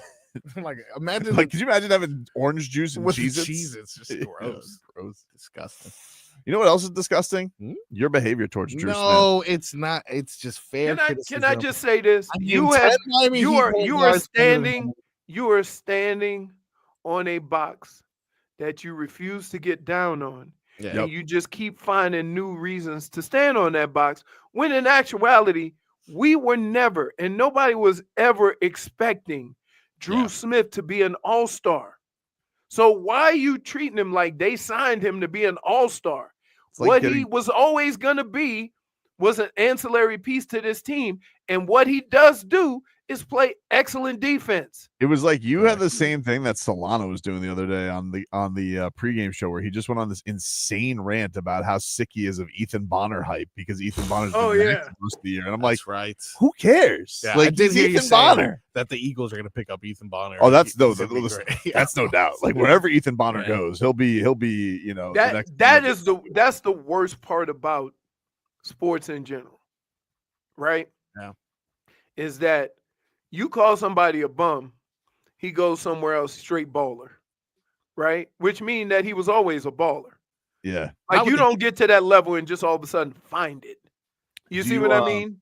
Do you have the call last night of the moment of the game where Dru Moment of Smith, the moment of Hey, the game? You when know Dru damn Smith- wait. You know damn well Marcos lost that spot. You know, Dru Smith. the system. seems No, to I be think putting- no, the system. I think it was like 112.99. Jason Jackson on the call. We don't have that anywhere. A 3-ball from Dru Smith. The system's messing up. We'll try, but if it doesn't work, then nothing I can do. Dru Smith gets the long rebound to Tyler. Pump fake. He'll sidestep to nowhere. Puts it up. And he misses. Guess what? Dru Smith again with the offensive rebound. Throwing it out to Bam as he settles himself. Ball finds Smith again. He knocks it down in the left corner pocket. He deserved the opportunity. Oh, did He he? earned the make. Keeping that possession not just alive, but multiplied. It's one offensive He rebound. has a weird He's shooting good. motion, doesn't he? Yeah, he does. It's Because he's so little, he has to put his whole body into That's the not shot. nice. That's why. You know, I asked him about you last night. Oh, did you? Yeah. Ask him about? Yeah. Well, What'd he say? I'll let you listen. It kind Oh. of sounds to me like you should have your head on a swivel. I don't know. Oh. You tell me, but Whatever. all right, let's hear what he had to Still say. looks 12. I'll be at eye level, if anything. Let's see what he had to say yesterday. Yeah, Drew, what do you have to say to a lot of Heat Twitter, especially Marcos Frogboy Gonzalez, who said you never belong on an NBA court? No, man, I think it was definitely full circle. I don't have any hard feelings. No one's really, telling me to do anything necessarily. Just, go out there and be yourself. Wow. Wait. What does that mean, dude? Oh, Hey, are you? Can I ask a question? Yeah. What does that look from Bam? I think Like Bam looking at him like, why are you lying to these people? It sounds to me like He's staring at you again. you're gonna jump you. Why is he looking at you again? It sounds Put like that back both up, Marcos. Put that back up. He's staring at you in the direction of the question. Because he knows well, first of all, I watch think Bam. Look. Well, keep in mind this question was about Frogboy, and Frogboy's also been very hard on Bam. You think they don't know what you've done? You think they're double teaming me? I think that you might want to watch out, dude. I think there were some liberties taken with Liberties? This video. This doesn't sound like your normal question. I don't know. I think it sounds like it. Dru Smith. Yeah, Drew, what do you have to say to a lot of Heat Twitter, especially Marcos Frogboy Gonzalez, who says you never belong on an NBA court? No, man, I think it was definitely full circle. I don't have any hard feelings. No one's really, Now watch Bam. telling Watch me to Bam. do Watch Bam. anything necessarily. Just, go out there and be yourself. Wow. Careful, Frogboy. First of all, Bam should be thanking me. I'm the one who's been motivating him these past 2 games. Oh, wait. That is That is the old Tobin playbook. What? It goes straight from criticism to that was TTL. A little motivation is what it takes. And you know what? Everyone should be thanking me in South Florida. Absolutely not. Absolutely not. Doesn't sound like he wants to thank you. Yeah. Sounds like he wants to give you noogies. Dru Smith on the other hand. Why did Bam give you that look, Tobin? I don't know. I think because he heard Frogboy and he knows what he's been saying on the show. That's what I think. That's one opinion. I think personally, this was doctored, and maybe somebody was. That's a hell of an accusation you're making. Okay, that's a hell of an accusation. I hope you have a little thing called proof. All right, we'll see. We'll see. I'll get to the bottom of this for sure. In the meantime, maybe if Dru Smith can keep up his play, maybe he'll prove me wrong. But as of right now, he is maybe like, do you know from game to game he could play 20 minutes and then 5 minutes? Yeah, once Pella Larson. Because he's a reserve. That's the problem, though. But that's what he was always going to be. Why are you like he's supposed to be an all-star? He's taking minutes away from valuable contributors of the future. Hello, where? They play different positions. Keyshawn Johnson. Nah, I don't think so. Oh, that's one for sure. Take it. Josh Christopher. Look, we got to stop being spoiled brats, all right? Eric Spoelstra's going to do what Eric Spoelstra wants to do. Nico, what happened to baby Nico? Know. He could be a point guard.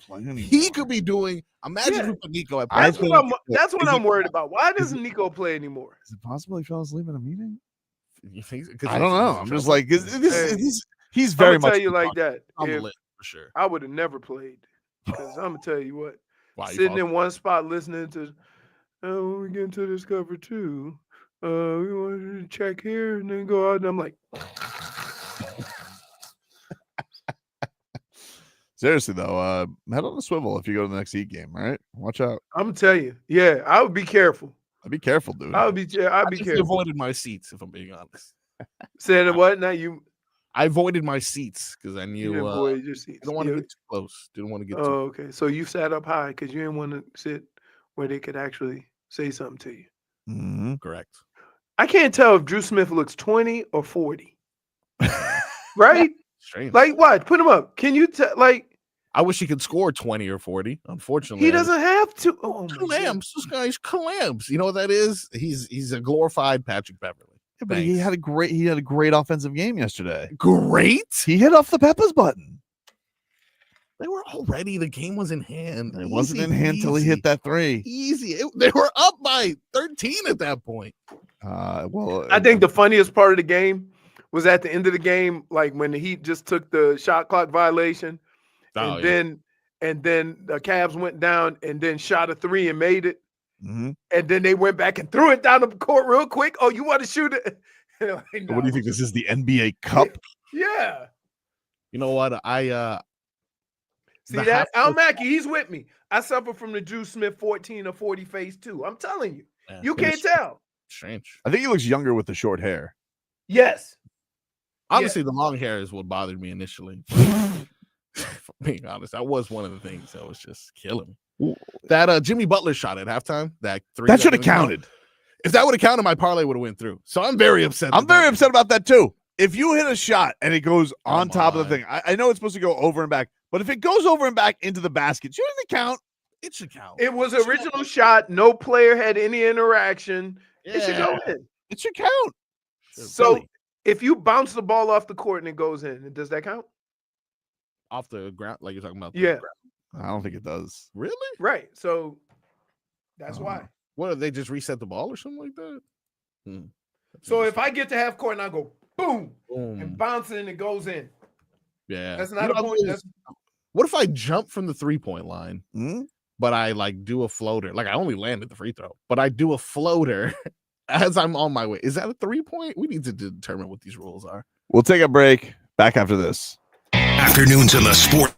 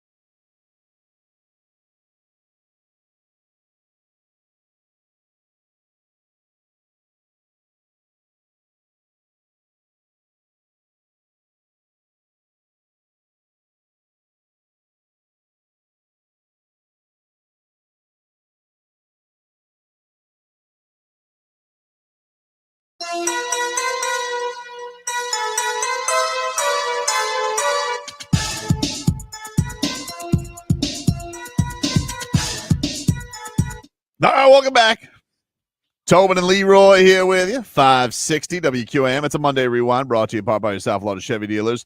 You're looking for more power, capability, and technology with Chevy trucks. You're ready for anything. Chevrolet, together, let's drive. Hey, I was watching the video and the dog got dead foot. So Front or back? He slept. His fault. He was trying to bite it. Like, wait. And I thought, yo, dumbass. Oh, laughing matter. It is. No, dude, come on. No, the extent of your injury is I once got dead foot. You can't. That's something you can't tell nobody but us, because you get laughed off the street. No, dead foot is no laughing matter. I don't know why you just. It doesn't last for 12 minutes. Oh, dude, no, you're right. It lasted for 24 hours nearly. It was crazy. Dude, dead foot is a serious thing that you just minimalizing. I'm not minimalizing it. I had it. It doesn't I last. stay with those who had dead foot. It doesn't last for 24 hours. Not a lot of standing going on. Fair point. That's a point for you. Hey, can we get a weather update, Leroy, from the Demesman and Dover Law Firm? Sure YourActionNurse.com. Free consultations 24/7. Call them at 866-954-MORE. It is warming up, so that's one thing you need to look out for. It's partly cloudy. Winds are coming out of the east, maybe a little southeast at about 5 to 10 miles an hour. And I would say at this time it's probably 75, 80 degrees. Less is more. What would you say? Less is more. I always forget the last part of the line. It's a good jingle, though. Hey, it's really good. Oh, man. Panthers. Got to talk about our cats here for a second, dude. Yeah. They defeated the San Jose Sharks 3-1. Matthew Tkachuk, he had a huge pair. Whoa. What? What? Yeah, he does. He did, dude. He is on a tear right now, man. They still in first place in the finally healthy. He is he's been tearing it up right now. Matthew Tkachuk, Leroy, he has scored now. He's got they had first 2 goals of the game. This is from Florida Hockey Now. That gives him 5 goals and 15 points in the last 6 games. Panthers have gone 5-0-1. Oh, he is he's been killing it, dude. You know what's interesting? Now, when you lose in overtime, that's the 0-1? You get a point, yeah. Okay. You get a point. Yeah, he's been successful without him being his best, like for quite some time. I mean, not that he's had to be, because we got Barkey. Well, he had a really bad injury. He was coming back from last year, the cracked sternum. Yeah. Like, I don't know how long that took, but no, this feels a lot longer than Deadfoot. Oh, you're not kidding. And he played it. And don't forget, he played a game with the cracked sternum. I'm still, every time we talk about him playing, I take a deep breath and realize what it felt like trying to play with broken ribs, and now make that a sternum. Oof. All the ribs are attached to the sternum. The Panthers, to answer your question, Leroy, are at first in their division. Yeah, they are third in the conference. Okay, currently third in the Eastern Conference, but very close behind. And don't say it. Don't say it. 2 games in hand from the Devils. 2 games in hand. 2 of them. Now, not the The Cowboys overall have the most points, and they have they actually have a game in hand on the Panthers. So, there's a lot of hand gaming going on. You notice a bit of a marketing push of this Connor Bedard recently? I have not been seeing more of him. I saw him react to LeBron. I saw him. What do you mean he reacted to LeBron? Like LeBron had a triple-double, and he just talked about how long LeBron. Like I've been seeing more of him speaking. He was like, what was he? He was a baby when LeBron was on the Heat. I think that's what he was mentioning. Yeah, and then I think also he gave himself a comparison that I thought was very interesting to an NFL running back. He said if he was an NFL running back, he would compare himself to DeAndre Swift. And I'm like, okay. Think pretty high. He'd probably be closer to Devon A-Chain because he's tiny. He is tiny. Yeah. He is tiny. Sergei Bobrovsky was back between the pipes. Leroy nearly had a shutout. There was like 2 minutes left in the game. Empty netter. The Sharks squeaked one in on him. Did they do empty net? Did they go empty net on him? No. They just had him with like 90 seconds left. The Sharks scored. He was that close to coming back from having his second daughter and arriving via shutout. And it was, I saw a funny video of him on Twitter where he kind of like just sits on his butt afterwards. He goes, mother. He was like, I thought I had it.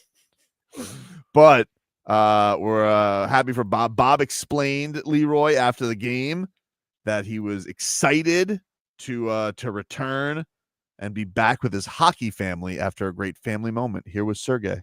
Yeah, it's definitely it's a blessing to be part of and to see how my second daughter was born. So it's a unique experience, and I happy to be there with my wife, and now I happy to be here with my other family. On that, what's it like to come back to this family after such a big moment? I'm sure the guys had a warm welcome. Yeah, it's exciting, definitely. It's great. I'm blessed to have a great family back home, and I'm blessed to have a great family here. Happy for our guy. Hey, periodically I scroll through the chat. Yeah. And there's always this comment.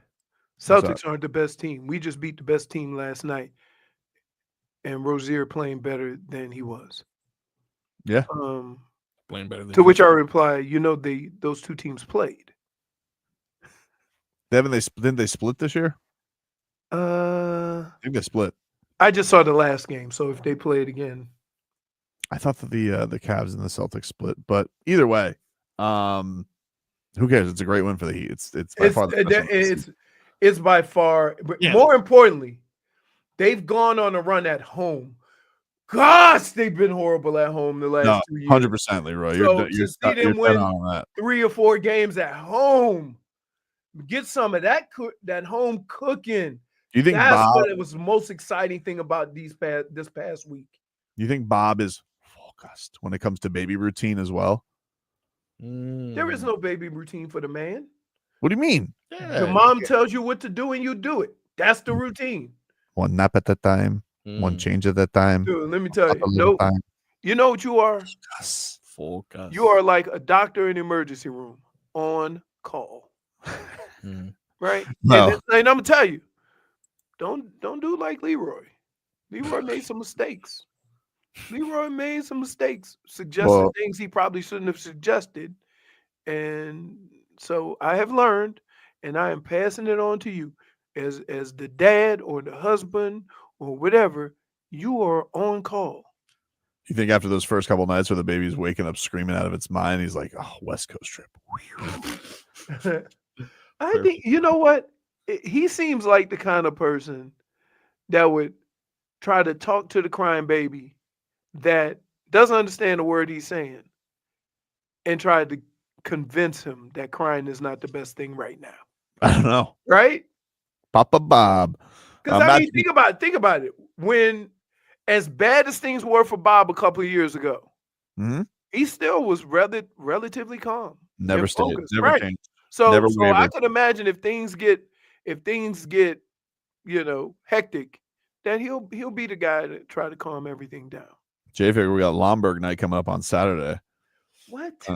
Did you see that? Smeathan, you are a rat bastard. Smeathan Doctor watched Smeathan. Leroy's NFL career and didn't let him hold the baby. Got to tell you, it's terrifying. Oh yeah. Were you terrified, Tobin? Oh The yeah. first time it's terrifying. I don't listen. There's not too many things that I've been afraid of, right? But when they put that baby in your arms and you thinking, well, I hope I don't break it, right? Because it's so tiny.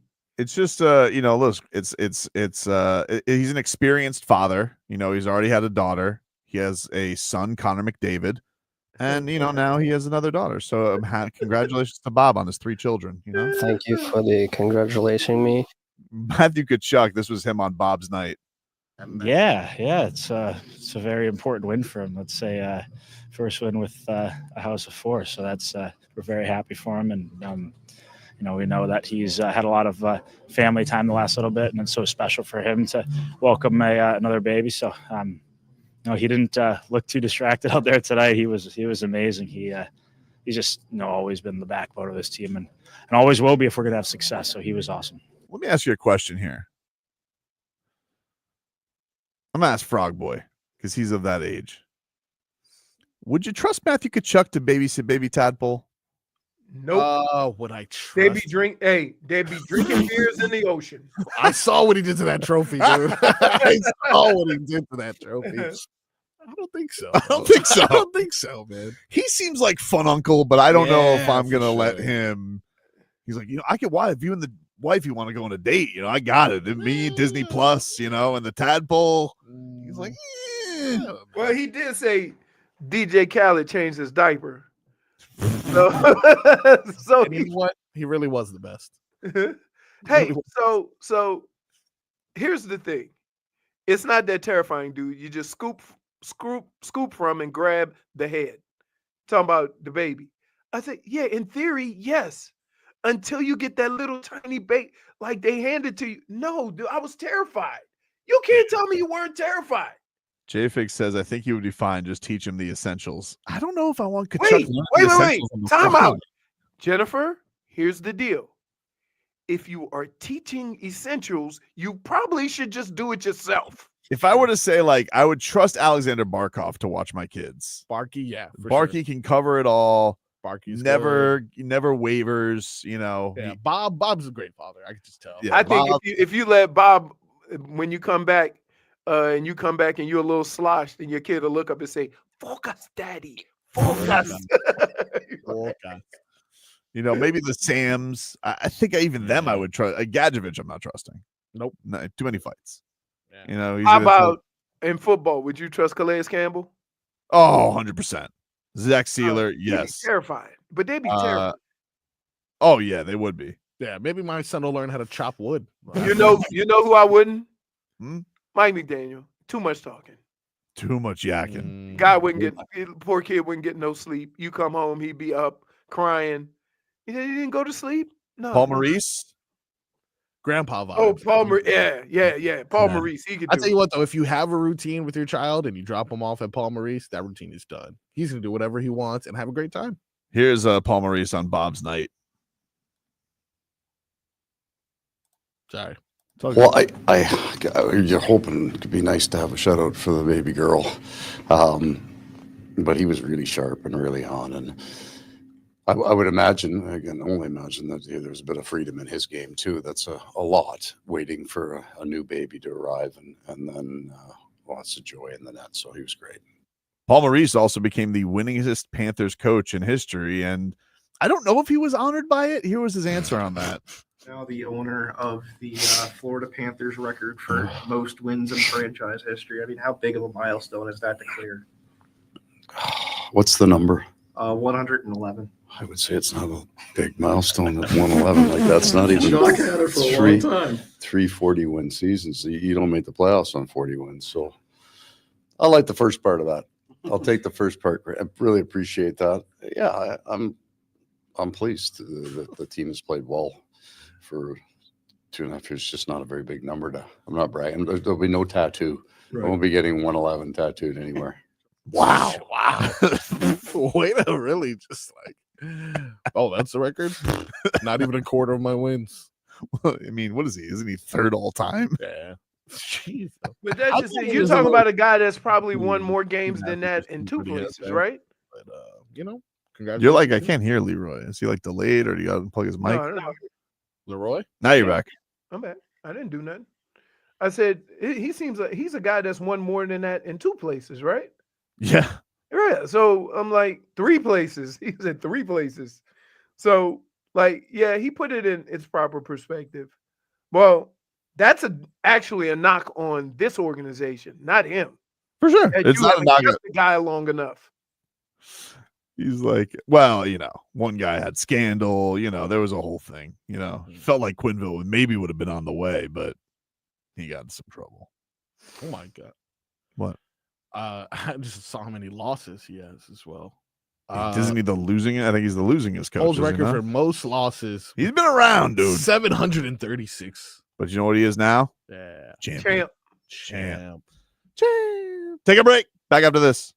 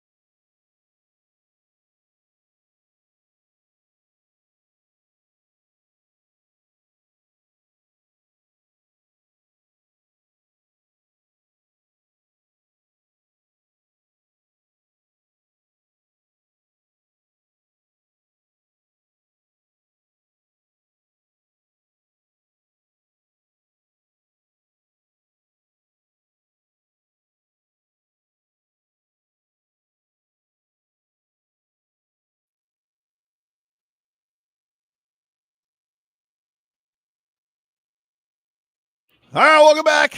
Tobin and Leroy here with you. Let's get to 15 minutes of Game Day Uncensored here, brought to you by your Southern Lexus dealers. The Lexus December to Remember sales event is why you stay on the nice list. Find yours and get offers on models, but only for a limited time now through January 2nd. Make it a December to remember. Dolphins defeat the Jets 32-26 in overtime. Tua, he continues dealing. The Dolphins now will move on to the Houston Texans next week. As I think I saw, what the hell is that? I saw that Adam Beasley posted that the Pro Football Network algorithm has the Dolphins' playoff chances at 26.5%.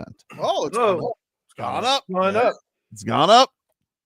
Well, Colts got to win out, though. Take on Broncos. Colts and Broncos. We got to root for the Colts because the Colts. Yes. No, we got to root for the Broncos because the Broncos. No, Broncos are 8-5. Broncos are 8-5, but the Colts have a win over the Dolphins. So you want to kind of stamp the record, and the Colts have like nobody after the Broncos. I'm okay. So I'm confused. Are the Broncos, Colts, and Dolphins fighting for one spot? I mean, or is there there's two spots multiple available? spots still up. I mean, nobody's clinched. That's not like a division leader right now. No, but I think the Chiefs have clinched, the Bills have clinched. I think that's it. I don't know if the Steelers have been clinched. The Eagles have clinched. Oh, okay. Yeah, in the NFC, yes. In the NFC. Oh, yeah. Like you said, the Bills, Chiefs are the only ones. Apparently, Steelers. But this is like kind of what I mean. I don't see the Steelers going to be a wild card.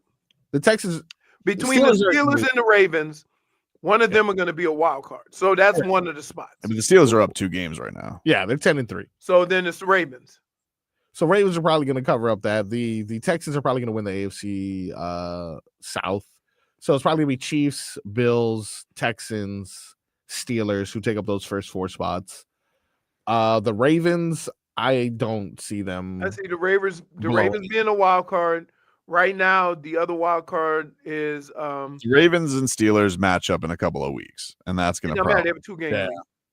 But they have a 2-game lead. But if you win that, the Chargers are in a spot. They're 8-5. Mm-hmm. Broncos are 8-5 as well. Broncos 8-5. They could get 3 teams in. They could get 3 teams in, but it's not. It's also. I think the Chargers have probably like one of the tougher schedules. Never mind. They got Bucks, Broncos, then they got Patriots and Raiders. So never mind. The reason why I say I want the Broncos to lose is because they beat the Colts. Sure, the Dolphins are going to go over the Colts, but that puts the Broncos at a comfortable 9-5. And I don't anticipate. But the Dolphins can't finish even with the Colts. Like the Dolphins lost to the Colts. For sure. Which is like a horrible. Yeah, but so here's the issue. If you go 3 teams out of there, there's only room for 1 more team. So you don't want to be close to Indianapolis. Okay, but here's the thing with the Broncos. Okay, the Broncos can win this week, but they end with the Chargers, which is gonna be a tough game. Right, they're fighting for the same. It's gonna be a coin toss. Right, Bengals, who are like they got talent. Like you can't rule that out. Going they can't to stop a nosebleed. Can't stop a nosebleed, but it's still not an easy game to go win. And then they finish with the Chiefs, and the Chiefs might be still having to play for a 1 seed. So I feel like, you want them to win this week. And the Colts, I think, end with the Giants, Jags, and Tennessee. You're right, Zachary. Let's just focus on the Texans. Okay, cool. What are you, a coach? Grow up, dude. No. -1 to that. No. -1 to that Twitcher. Wow. -1 for Sass. Congratulations. What are you, Mike McDaniel? Okay. Oh, why don't we just focus on the Texans? Guess what, dude? It doesn't matter. Because you want to know something, Mike? No one's going to remember what you had to say about the team. Trust me when I tell you, no one's going up to Tua and be like, hey, Mike on Twitch says, let's focus on the Texans. Okay. And that Tobin and Leroy. Slice follows up with what happened to task at hand. This is task at hand. This is the rest of the task. Now you're using multiple games for task at hand. Task at hand is the playoff. It's the playoff picture. It's the playoff picture. You can't. You are not wrong. You are not wrong for the conversation we had because, of course, I'll be the first one to point that out. However, we are stating a lot of things while also acknowledging the fact that this is all predicated on the Dolphins winning more games. Okay. Yeah, the Dolphins have no margin for error. Yeah. They have no margin for error. They have to win out. You need overtime to beat bum ass Jets, but dude, like for some reason, why don't people understand that winning football games is hard? It would be cruel though if this all came down to a Colts game, like a Colts game where on the road, Tyler Huntley starting for you, and that was the head-to-head. If it does, but you're right. Look, you have a hit Texans team. Weren't the Dolphins only 2-point underdogs in this game? Yeah, at least yesterday they were. Yeah, is that where it's still at, Froggy? You can still check yesterday's. I'll check right now. No. But I'm just asking. Is I think that it was like 2.5 or something? Is that what the number's at? So right it's now, basically a pick 'em. ESPN has it at 3 right now. So Basically a pick 'em, right? yeah, usually home team gets 3 points for even. Yeah, so they're saying they think they're pretty even, Steven. Although the Texans have a strange number over the Dolphins over the years. Yeah, actually, we went years. We actually beat them for the first time very recently. Hard Rock has it at Dolphins at +3. Is spicy? Can I make a confession, you guys? Yeah. I didn't bet Julian Hill yesterday. No, that's smart. That's smart. I didn't do it. No, that's smart. But you did bring up something on air that you guys went away from because it was like, it's not going to happen. I'm glad I didn't bet it because I would have lost, but I still like that bet. I thought that was a juicy number, and I feel like I'm going to throw that down next time. They had Jonnu Smith 2 touchdowns at +1,200, which is the same number I'm basically getting for Julian Hill. Yeah. And now I got to start thinking about, isn't it smarter for me to just bet Jonnu Smith getting 2 touchdowns rather than Julian Hill getting 1? Probably, yeah. Well, because here's why. Because everybody else that they throw to is 5'10" or under. Yeah. And they have to be the only team that only throws passes to short guys on the goal line. Worked. First of all, they got to be one of the few teams that throw passes because most teams are running. They can't run. They can't run. They can't run. Because they have a 180-pound running back. I think you brought up during Porpoise Props, Jalen Waddle and Tyreek Hill to both go over 100 or something like that. And we're like, no way that's going to happen. Because I think Solana. I would have been crushed if it was a yard away, though. Oh, man. That would have killed me.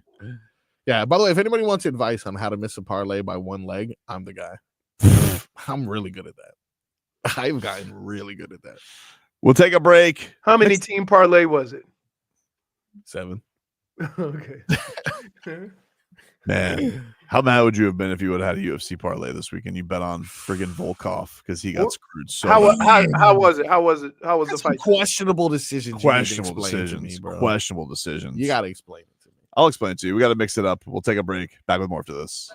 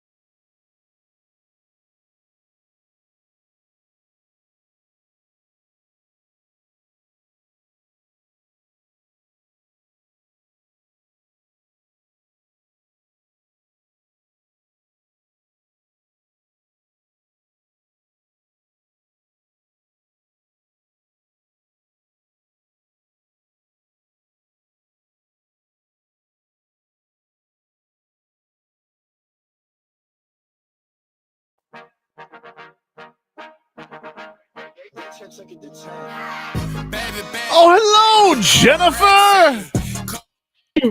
Hello. Hello. Welcome to the show. Happy Monday. Happy Monday. The Dave and Buster's, man, we love them. We have a gift card giveaway. It's back. Got a $250 gift card that you guys can win to watch some football, Heat, Panthers, Canes, and basketball. You guys want to enter that contest, go to WQAM.com. I don't know what's going on with my talking lately. That's okay. That wasn't that bad. Oof. You saved it a little bit. We were with Go you. to WQAM.com/contest. Dave and Buster's. Eat, drink, play, watch sports at Dave and Buster's in Hollywood. Froggy. Yeah. Have you apologized to Dru yet? Not yet. Working on it. All right. Well, in the meanwhile, Yep. Let's mix it on up, dude.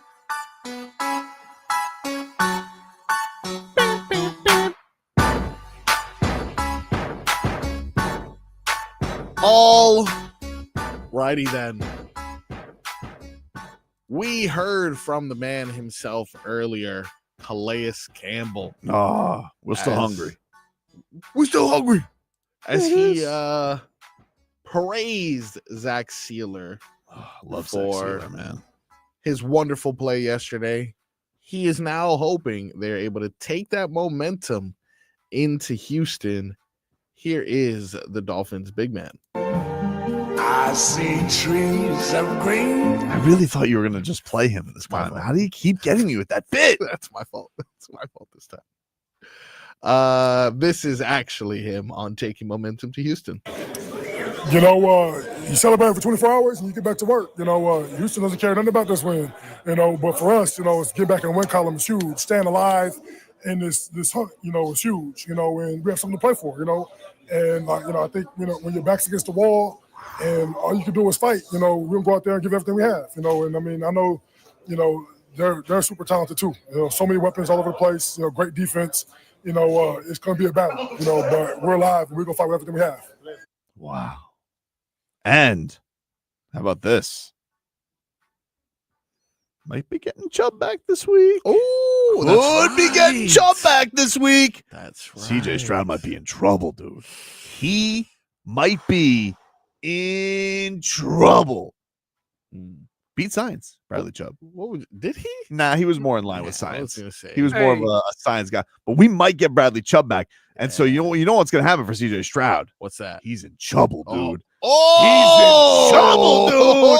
He is in Say trouble? Trouble. Hey, so there's some corruption going on in the house. So they Mima put 3 dogs in one room, and the other one, I didn't know where Dre was. He was in my room. Solitary? So I let him out, I guess. I let him out. So he's running around, whatever. I come in here. He goes and opens up the other door and let the other 3 out. Wow. That's a team player. He is. Listen, he's low man on the totem pole. But here's the kicker. Instead of them all rushing out, he goes in. And now they're all in the same room. He just wants some friends. Just want some friends. Not a loner. Not a loner. What else you got in the mixed bag there, Froggy? Got more Miami Dolphins, if that's okay. Of course. A game ball was given by Mr. Show Pony over here. 2 of them. One of them to Sieler and another one to Tua, of course. For his amazing. Who did Mike McDaniel give the game ball to? Everybody? Literally everyone. Literally everyone. All the fans this time are going to leave with a game ball if you showed up to the game. Tua, although one of the people yesterday who balled out Jalen Waddle said he was poised all game. Oh man, commanded, man. He really made sure we didn't kill ourselves with penalties. He wanted everybody to lock in, just home in on the details. And yeah, man, that was big. He came through, made big plays, was confident in the pocket. O-line had great protection. Yeah, he delivered the ball. Love it. Dub on time, on target. Dub had it was game. It's a good thing to watch because everybody says it's failure because this team isn't as good as it was last year. But other teams make adjustments too. And if you look around the league, There's a lot of that. A lot of these shell defenses daring teams to methodically move the ball down the field. So it's not just the Dolphins. It's a lot of teams. Go look at the quarterbacking. You very rarely have a 300-yard passer anymore. It's all 15 for 20 for 200 or 180 yards, right? Like of the 32 quarterbacks, what I would say, 6 had 300-yard games. So yeah, there's a change throughout the whole league, not just with your team. What else you got in the mixed bag, Marcos? We got some guy talking about he like fell or tripped a year ago and he had a good game or something like that. Here's Dru Smith on having a full circle moment. Yeah, I mean, I think it was definitely full circle. I think despite whoever it was just nice to have those moments. I don't have any hard feelings towards the team or organization or anything, but I mean, should have. But I would have hard feelings. It's good to get a win on a back-to-back. I would have hard feelings on having a court that's up in the air. That's crazy. That's what I would. That is crazy. Like it is kind of. If I was Dru Smith, if he wasn't a polite man, he'd probably be like, "Yeah, it's the stupidest thing ever. Why would you have your court above the ground?" The court above the ground, or when we used to play in old vet stadium, just running willy-nilly and tripping over third base where they put the zipper. That is rough. Although I did see something recently that was baseball. I can't remember what field it was, but they had a hill in the outfield. Do you remember what ballpark that was? Yeah, that was a Minute Maid, Houston. In Houston. Why would they have a hill? And a pole. And a pole in the middle of the hill. Hey, what? Funsies, baby. There's nothing like playing in the same stadium you play that the baseball team plays. But they don't love you enough to put grass over the infield. I'm going to be honest with you. I sneakily liked when the Marlins played at Hard Rock. At Pro Player. You like the orange. Nobody wants that red dirt. We don't like you get tackled. It gets everywhere. I love the teal tower. And you're sweating. You feel like cotton candy. I love the teal tower. I love the ridiculously deep center field. Yeah. I love the alleys that took probably 100 home runs off of Derek Lee's career. I'm telling you what, if you played in a football stadium and you were a baseball team, nobody had a short porch. Nope. Nobody. Man's home run. You had to hit a bomb to hit a home run. Now, why the Marlins decided when they went to Marlins Park to still keep it a canyon, I'll never understand. But pitching? Okay. They figured they'd do it with pitching? But Leroy, can I just say, when you're playing in the ballpark, one, people like home runs. Second of all, it's supposed to be a stadium that lasts you for a very long time. Did you think over the span of your time, you're never going to get good hitters? Right. Are you always going to have good pitchers? It was a very strange decision by them. I don't know. And they already tried to move it in, but it's still big. The ball dies there in left field. Ridiculous. By the way, did you see how much we haven't discussed? Did you see Juan Soto's deal? $765. And guess what? Here's the kicker. Zero deferred money. Not only zero deferred money, it could go up to $75 million signing bonus, which I don't see very common in baseball. I don't usually see signing bonus. Guaranteed. You just get some upfront money. You get some upfront money. Well, here's what they did. They probably did it this way. All baseball money? They probably gave him 75 up front and are paying him 20 million for the next 2 years. So it still ends up being the same amount. Gotcha. Right? But he gets the money up front. You might be able to word that in the salaries or whatever a little differently. He can opt out after 5 years. He ain't opting. What jackass gonna opt out of? How old is he? 26. Ooh, he might opt out for another $765 million. 31, yeah. I don't know. I mean, how long that contract gonna be? So he's 60? I don't understand these. Like the baseball contracts are crazy long. Yeah. And you can't do steroids anymore. It's stupid. What are we doing? I don't understand. If you were allowed to do steroids, you'd be good, right. baby. The way baseball is set up, the rich are just gonna keep getting richer. Yeah. Because they're all making that money, with the local deals and stuff like that, so they can afford it. Don't worry, dude. The Marlins signed somebody last week. I saw it announced. Oh, great. Yeah, that's right. They named Ryan Plunkett their vice president of baseball solutions. No relation to Jim. No idea. How many? That's Plunkets where we're do you spending know? our money. How many Plunkets do you know? Now that's the crazy thing. If I'm gonna say this, and you can put it wherever you want. Why do teams who cry broke always hire? They're always hiring folks with special titles and stuff. Yep. I tell you what, less front office people, more talent. What the hell am I reading right now? This can't be the same guy. What's this guy's last name? Plunkett? Yeah. Plunkett. Yeah.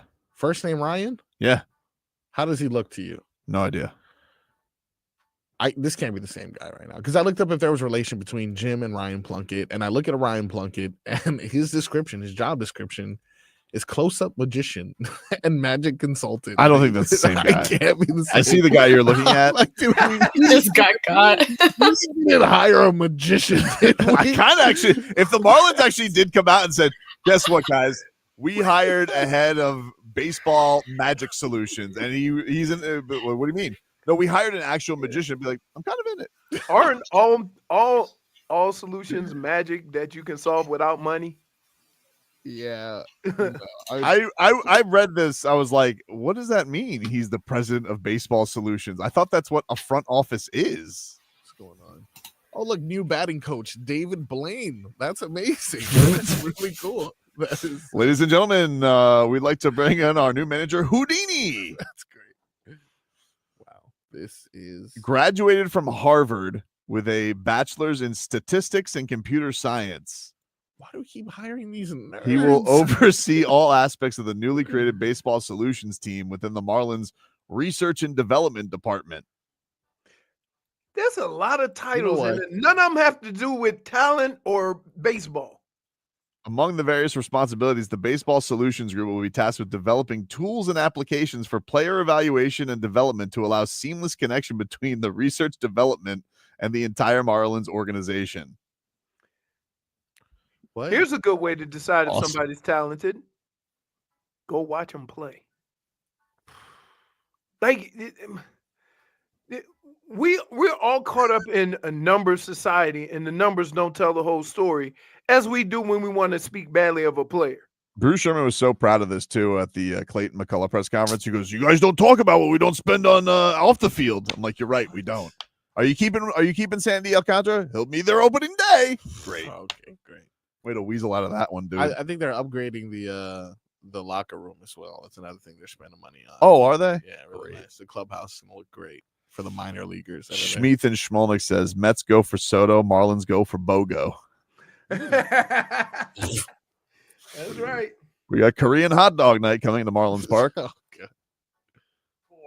Twitcher. They did 700. They literally spent amount of money that could probably buy you half of a team. Is that the Marlins payroll for the decade? For the decade, I didn't think about that. If but you think of, they spend what, 120 a year tops, Maybe. more. So that's 6 years. Yeah, I mean, If it goes up to 800, that's 7 years. And I'd love it if Juan Soto bought the Marlins. Think about that. That'd be great. Their team is probably valued at what, 1.2 billion. Marlins? That's Yeah. crazy. Who would buy that? Somebody just bought it for 1.1. 1.2, yeah. So 1.2 billion. You think it's gone up in value since he's bought the team? No.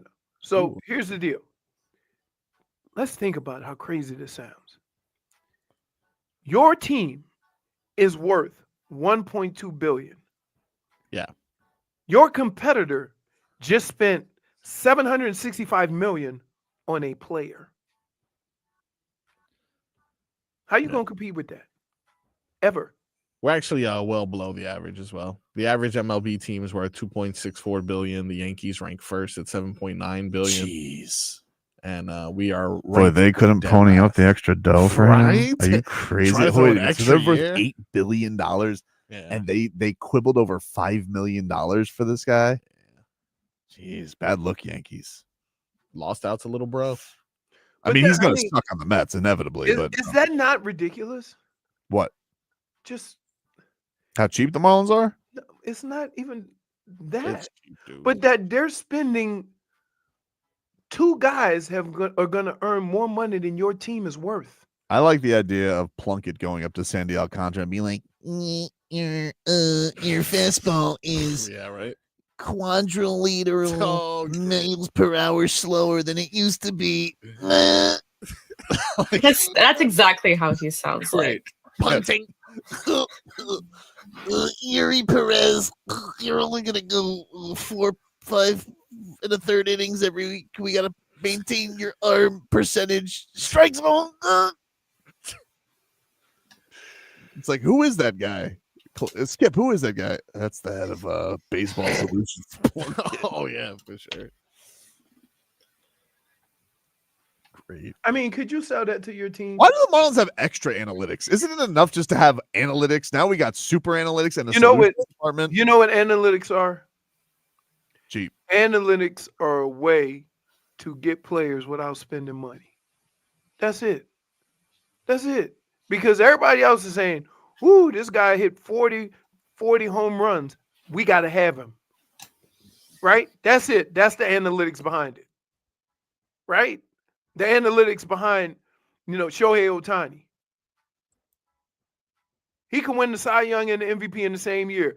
You don't need to hire a person from Harvard to figure out he'll help your team.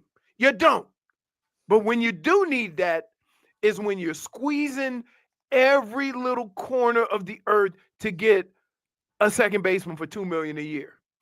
Okay, that's why you need that. That's why they're going to spend so much money on analytics, on stuff like that, because they're going to sign guys that only bat 230 but never strike out. Text right? That's what they're going to do. Tex Edgy says, blame the Dodgers for blowing up the market, signing Ohtani and deferring $680 million. I actually agree with that. I hated the fact that they were allowed to do that. Well, I mean, but there's no salary cap. The Marlins did the same thing. Not really. Like they didn't just defer it. They just made him. They didn't push defer it away past, so where they could have him for 2 years and then dump him. They didn't push. They didn't push Giancarlo Stanton's contract past his career. Right. I finally got a picture of Ryan Plunkett. What's he look like? Is that the professor from The Simpsons? That's Professor Frank.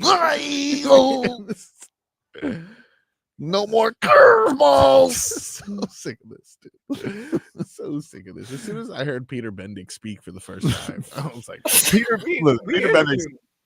Yeah, he's a very nice man. He's a very nice man. Seems it's just nice. like, come on, man. What are we supposed to do? Here's the problem. Whether he does a good job or not, okay? Nobody cares about the behind the scenes bringing in guys that we've never heard of in hopes that they perform. We watch baseball and we see all these stars all over Major League Baseball, and we're like, damn, we want one too. It'd be nice. It would be nice. It would be nice. And so regardless of how they're trying to put it together, right? The fans and the stands are filled with stars, right? Like, you're not going to go to a baseball game where a team has 5 players that hit 15 home runs. It was a fun. You will go to watch one guy hit 40. It was really irresponsible, but the summer that the Marlins got to spend that 1 year going into 2012, where they were just willy-nilly, God, that was a fun summer. Stupid, but fun. Made you feel like, oh wow, this is what it feels like. I'll never forget when John Heyman. Really substantial money then. Yeah, but more than we normally. Man, when they had the pool host meeting, they went to what? They ended up spending like what, 150? I don't remember. It was a lot at the time, though. It was a lot at the time for them. I mean, they got Jose Reyes for a big contract, Mark Burley, and then said they weren't going to trade him, and then traded him. Yeah, I think they traded him to Canada, and he wasn't allowed to bring his dogs. You think you think that is harder to get players when people see your history of how you do things as an organization? That's harder to get players than the money? No, I think it's the money. Okay. All right. I think it's they Well, don't have because the- I don't because I'm just saying if I'm a player and I want stability and I can get a contract that gives me stability, why would I go to a team that in 2 years is going to trade me? Nobody wants stability. I mean, stability is you get a guaranteed $700 million. You'd be stable wherever you want. Okay. I got you. They spent 191. If somebody million. if somebody called you and said the Marlins are offering you $700 million, you would think they're pranking you because they probably are. Well, you would have to see the wording of the contract. Because Plunkett, what are we spending on this first baseman? No, sir. Even this guy's bat speed ratio compared to batting practice balls in play. League minimum. Outstanding. Great job, Plunkett. Good job. I hate paying millions. He's good. You can say a bunch of things. It's always going to end in league minimum. League minimum. Excellent, Plunkett. Yes. You did it again. Go get yourself one of those bobbleheads out of the museum. Thank you, sir. 2011, they spent 191 million. That was a fun summer, dude. I'm telling you. Let me tell you, as a Keith Marlins Bell. fan, but I was really happy about that deal at the time. Yeah. Man, I hated him. God, I hated him. But the guy, the one that was juicy was the Pujols deal. Oh, when we thought we were getting Pujols. Pujols, apparently we were finalists for Pujols and Chris Wilson, but both players signed with the Angels. I wanted Pujols, and I wanted the guy I really wanted was Prince Fielder. I wanted Prince Fielder so bad. Wow, he played for like 2 seconds after that. I know, but man, I wanted him. He hit bombs. Do you remember those bombs that Prince Fielder used to hit? Then he became a vegan. Then he quit hitting home runs. That's enough baseball for today. It's a football Monday. Ivan.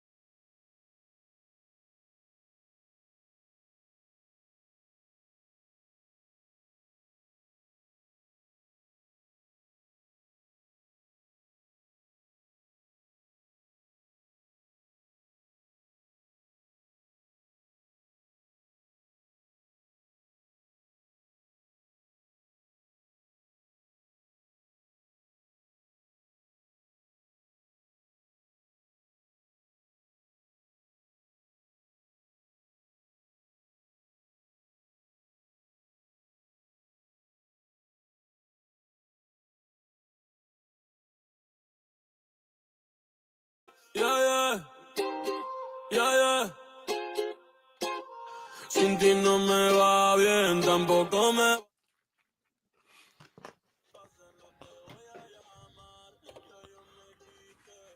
Welcome back to the Tobin and Leroy show. Leroy, what are you eating? What you got there, Leroy? What are you eating? Oh, he's still chewing on it. He's chewing, guys. Now he's drinking his poppy. Gotta wash it down. Gotta wash it down. Yesterday, I like a double stack sandwich though. No. Okay. Yesterday I cooked some cheeseburgers on the grill. Yes. And there was one left over. All right. Is that a normal white bread? Yeah, what kind of bread is that? Yeah, I didn't have time to heat up the rolls that I had. Just like, where is he? I was kidnapped. I thought you were safe. No, I thought you were safe. Just Leroy was eating a burger. We wanted to catch him. We just wanted to expose him. I'm sorry. Disappointing. Tobin is mad at me because I didn't tell him that we were back from break. And I tried to blame Leroy's sandwich on it. Is he in the same room with you? He was for a second because he was in the hallway probably practicing his golf swing. I was looking up baseball solutions. Did you find any by any chance? I know what a baseball solution is. Juan Soto. Peter, this guy still believes in RBIs. Last time a team won without like stars. Because it seems like the highest bidder, like the highest payroll is usually the team at the end. Well, not necessarily the highest payroll, but you're gonna have to have some stars on at least something 2 or 3 levels. So either the bullpen, pitching, or hitting. And 2 of those 3 have to be dominant to give you a chance. Tampa tried it, and they went basically pitching and went with just guys who put the ball in play. Yeah. It's not fun. Anyway, It's headlines boring, it was brought to you boring by Doral Volkswagen. At Doral Volkswagen, choose from over 300 new Volkswagen models in stock with the Tiguan, the Taos, and the Atlas.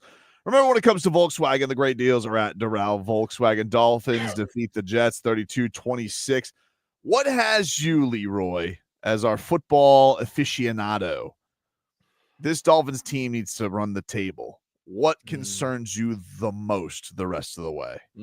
The defense, the run game, offensive line getting pretty banged up. I mean, it's not Tua. We know that. Yeah. I would say that Tua is covering up a lot of stuff from the offensive line, but there hasn't really been anybody on the defense to cover up for all of the players you had to move in and out of that secondary. So that would be my biggest concern. And even with that being said, they have come up and made plays when they had to, but I just don't like the feeling of going into every game wondering if the defense is going to stop the run, if the defense is not going to allow anybody to be wide open in the secondary. The only thing that I do hope for the defense is, can the pass rush get there before all this happens, which at the most pivotal times it did yesterday. It did come through, and they are going to get some, I don't know what to expect to the guy, but it seems like they're going to get Bradley Chubb back this week. And maybe if you even just had him out there, does that help with getting Chop Robinson a little bit of relief as well? Gives you a little bit of depth, but you don't know how, he's just come back from a serious injury. Like, you can't expect him to be Bradley Chubb before he got hurt. That's being unfair to him. You guys see that fat mitten that Jovan Holland had? I thought that he was going to have that pick off on Aaron Rodgers. I would have been able to laugh at him. Yeah. Here's the problem. Why do they play DBs? DBs are wide receivers that can't catch. So they say, just hit them. It's right there. That's a fact. Yeah, we say that a lot with DBs. He's good, though. Javon Holland can catch. I didn't. Okay. Well, I don't know. I mean, he's got that thing on his hand. Yeah, I know. You know, when you find a DB that can catch, he's damn near a Hall of Famer. He doesn't have that thing like you're trying to steal a base, but like now they have these fat mitten things where like they look like normal gloves, but then you look at the glove and it's like, why does it have so much padding in it? And so then, like, he's just looking at that. I'm like, damn, that would have been a great pickoff to have on Aaron Rodgers. That would have felt good. Your old Aaron Rodgers not taking accountability after the game. No, really? Shocking. What did he say? They're like, sir, how do you feel about the Jets not making playoffs for consecutive 14 years? And actually, I'll show you his response. It was 3 seconds. This was his response to that. I mean, I've been here. I've started 1 year, so I'm a part of it for 1 year. That's it. Oh, I don't know. That was only. I've only been 1 year. Oh, what'd you guys think? I was going to be the savior of the Jets? Oh. Kind of. And they're like, yeah, kind of, Aaron. That's what you said, dude. Like, he gave us that impression. I did get mad at Mike McDaniel at one point in that game, though. I'm not going to lie. Why? I miss wheelbarrow balls Mike, you know? Oh, when he didn't go for it? He didn't go for it. But it's like, and here's the thing. It worked out. I know it did. But at the time, I was very mad. Yeah. And in fact, what I did is I grumbled, mouse balls. And I was like, why can't he go for it? You got a quarterback, Leroy. At the time when he didn't go for it, Tua, I don't think had missed had an incompletion, or if he did, maybe it was like one drop. Why wouldn't you go for it? You have this quarterback. I don't understand. I understand you have no run game, but you have a quarterback who seemingly can't miss on a throw. Here's the only thing that I would say is, how confident were you in the defense stopping them, giving you another opportunity? And was confident enough because they had just nearly picked off Aaron Rodgers. They weren't lighting your ass up. So there you have it. You pretty much answered why he did it himself. What if he was on that same lane? Hey, we're doing pretty good stopping them right now. Why take a chance and risk it? Keep in mind, you're not a team that's risking it with a physical run game. I get it, but he used to be wheelbarrow Mike, and they've never been good in short yardage, but he used to always go for it. Like, they've stunk in short yardage the entire time he's been here. Now, they stink the most this year, but I just feel like you have a quarterback, you have these receivers, you know, like, you got to let it ride, baby. Like, you know, that's one of the things I miss. And you know, this man Campbell is taking over Mr. Fourth Down. Yes, see, but look at the team he has. They're going to line up, and if it's a yard, they're going to run it. They ain't throwing no passes. Yeah, but you got the best passer. Dude. He don't miss. You know what they tell us? You know what they tell us in football? What they say? There's only 3 things that happen when you throw a pass, and 2 of them ain't good. What? Yeah. That's what they say? Yeah. I don't like that. Yeah, that's what we say in football. I've heard that before, Leroy. You don't get to hop on his football credentials. So that's what we say. You know, it's the things that don't show up on the stat sheet sometimes. What? Really, what do you mean? Yeah, it takes no talent. I hate you. We're just going through there. The gridiron. Miss, you know, Mike McDaniel when he had those truck nuts just swaying, dude. It really, it's the man Campbell. If he would have went for it and threw an incomplete pass, all hell. No, I wouldn't have. I would have respected it. I would have respected it. You're playing a response. They end up winning the game, and you're still complaining. You couldn't see me because I was currently at the Miami Heat media tent, so you couldn't see me. You're ingrate. By the way, they put the media, the radio, in the saddest tent part. Like, you know, the writers get a room. They get a nice room. It's well lit. Radio room. I gotta send you guys a video of it one time. It's so sad. It's literally just a long table that has a curtain around it. And so I'm sitting there and I'm watching this, and I'm just like, mouse balls, dude. Oh no. Yeah, dude, man Campbell's getting to you. It's not he's getting to me. We used to have man Cam. Mike McDaniel used to have some big onions. He did. You're also on the other side of 500. Doesn't matter. You Yes, it either does. got them or you don't. Dude, it does. You don't lose them. You don't recess like a turtle. You're not in cold water. Dude, you're amazing with this. I'm not amazing. He decided not to go for it. They won the game. I know. But this has been a pattern. Yeah. Well, part of that pattern has been because of who you had at quarterback. Yeah, but now you don't. Now you have Tua. So they went for it later on in the game. Not in that spot. Yeah. What are you talking about? They went to like a 4th and goal. You got to go for it there. No, you don't. What? You totally do. You Actually. definitely did. You totally did. No, but they had another play before that. Same drive. No, Yeah, they did. I don't think so, dude. How many times they go for 4th down? I'll do a double checkies for you. Hold on. 2 or 3, right? I think only 2. I think they didn't go for it once. So if he went for it the other 2 times, clearly there's something. Well, they had to score at the 4th and goal. Like there literally was no other choice. Right. Oh, because they were down 7. Yeah. Okay. No, at that point they weren't down 7. At the time that they went for it on 4th and goal, They weren't down 7. They were down 8. No, they weren't. They were, It was early because they ended up only needing a field goal. Wait, think about this. Hold on. Uh-oh. Because at the end of the game, Yep, the Jets went down and scored with like a minute left. A field goal. Huh? A field goal. Correct. Giving them a 3-point lead. Mm-hmm. So that was earlier. It wasn't at the end of the game. They went for it on 4th and goal. They were down 23-15. It was 4th and goal. Tua throws the touchdown to Cheetah and then throws the 2-point conversion to Waddle. Okay. But how much time was left? Like 9 minutes. Okay. Right. You want him to kick a field goal in that case? No. I'm not saying that, but you're saying to me that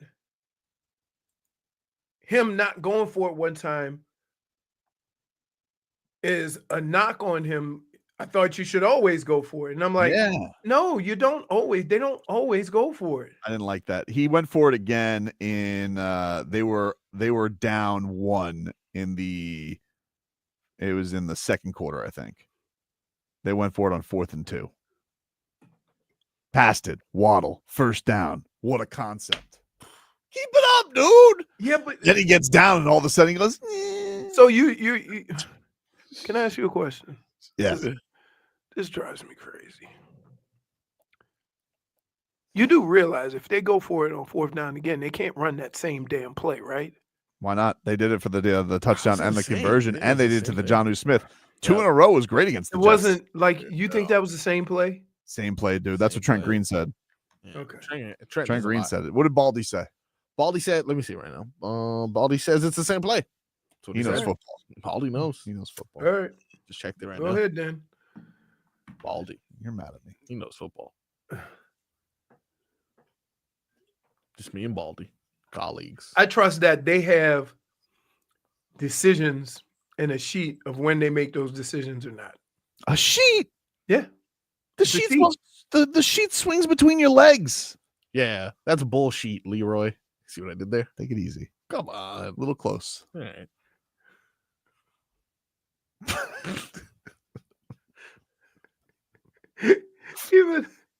Even Jennifer looked up like, excuse me.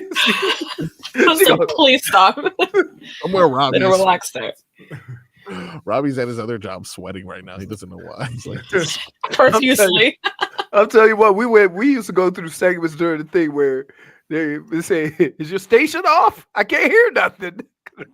Robbie was. I just had to dump the last 15 minutes. Take a break. Back after this. WQAM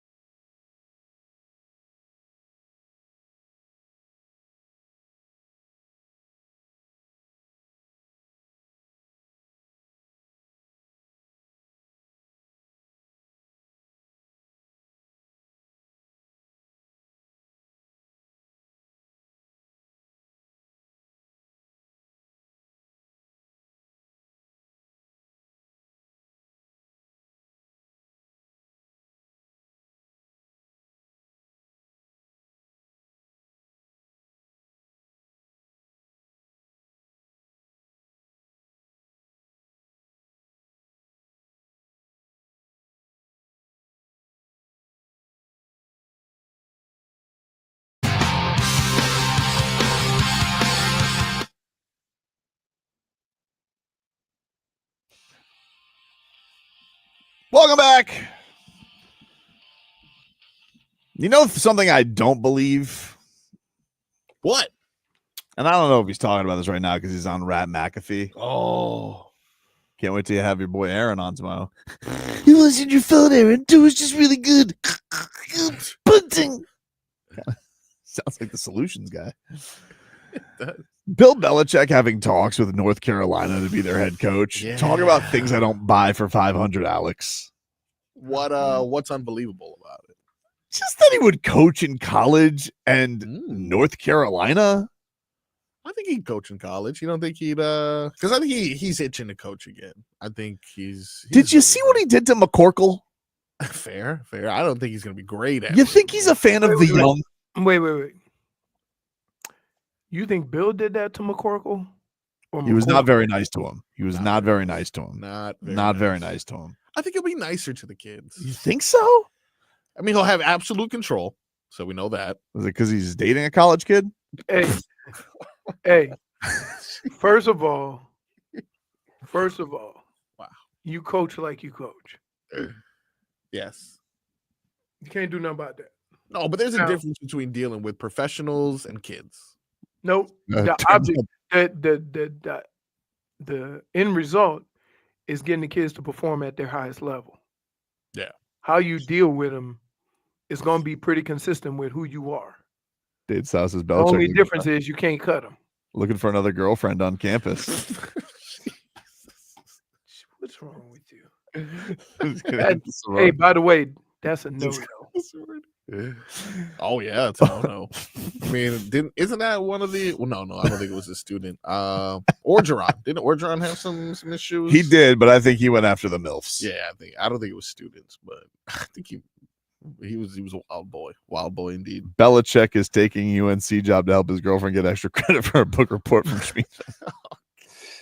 It just was one of those things. I'm like, no, but Leroy, come on. He's too no offense, but he's too good for the North Carolina job. Like it if seems like he would be in a higher right. Like maybe he just really wants to coach.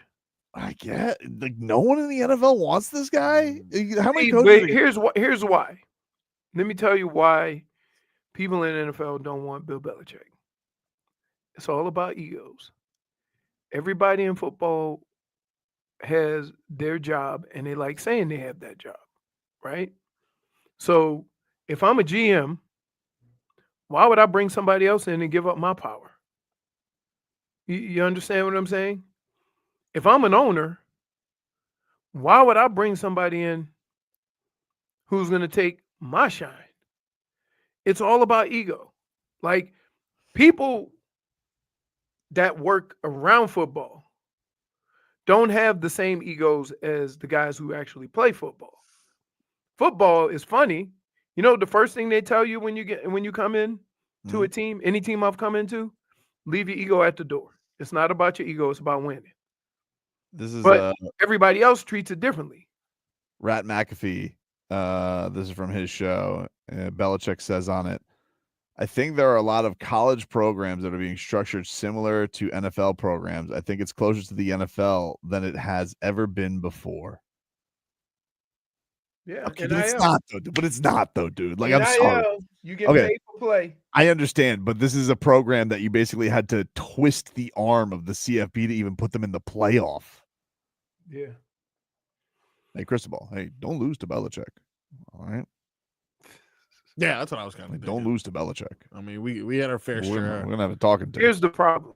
You know what the problem with Miami is right now? You had a quarterback that was unbelievable for 1 year.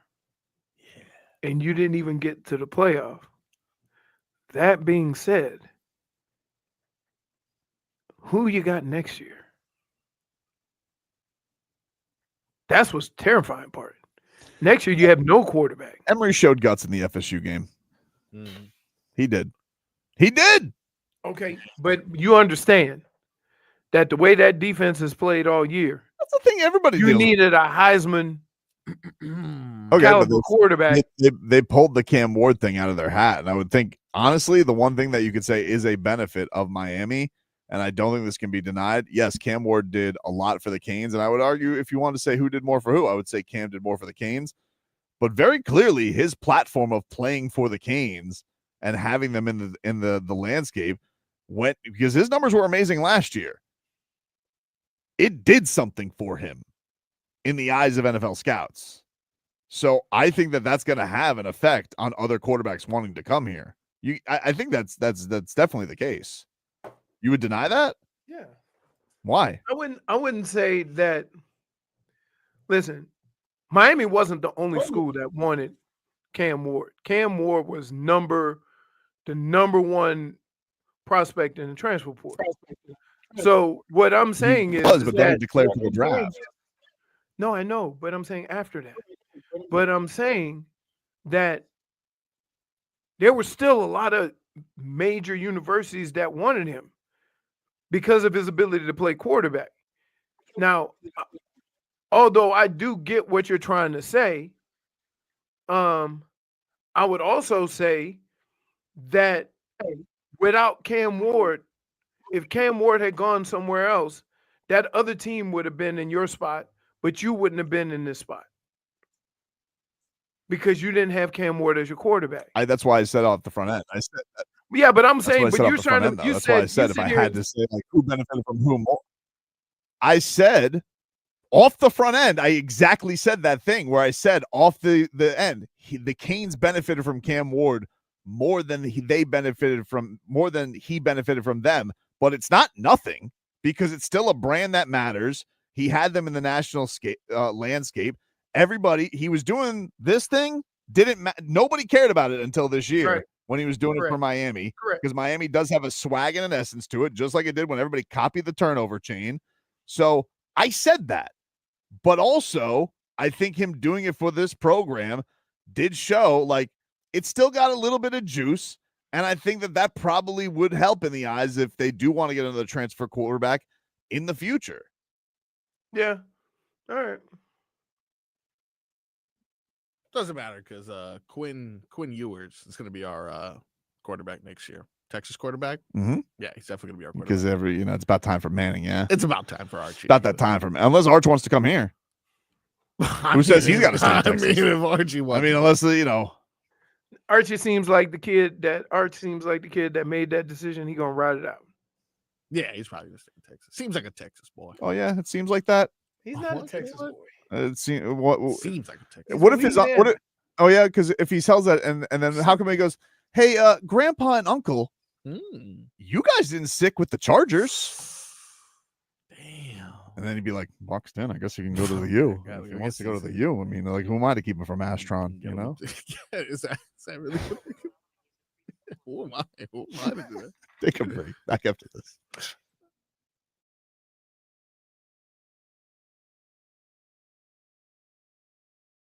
And dude. Yeah, I do. Let me tell you about this. All right. Please. For the best dry cleaning in South Florida, you want to use our friends over at A&T Dry Cleaners. 40 plus years, owned and run by our guy Ara. He's a fan of the show, and he wants to take care of our audience, Leroy. That's right. Give him a call anytime. His number is 954-610-9383. That's 954-610-9383. It's holiday party time. Oh, you know you got to dust off all those fancy dreads that you haven't worn since last year. Maybe you got to get them taken in. Maybe you got to get them hemmed. Whatever you need, Ara can take care of you. They have a seamstress on site who can maybe do same-day alterations, but you got to give them a call to make sure because, you know, y'all got your fancy outfits that might take a day or two. Give them a call, 954-610-9383. Ask for Ara, and he'll give you some pricing. But if you mention our name, what you get, Tobin? Tell him what you get. Tell him what you get. Ara's giving a special deal for our audience because he is a member of the Silly Sauce Brigade, and he loves you guys, and he loves this show. 25% off your order when you mention Tobin and Leroy at A&T Dry Cleaners. So he's taking care of you. And trust me, guys, when you use A&T Dry Cleaners, you're not going to use anyone else ever again. 954-610-9383. Text or call Ara at that number. Get right to them. They serve all of South Florida, Dade, Broward, and Southern Palm Beach counties. Again, 954-610-9383. 9383. A&T Dry Cleaners.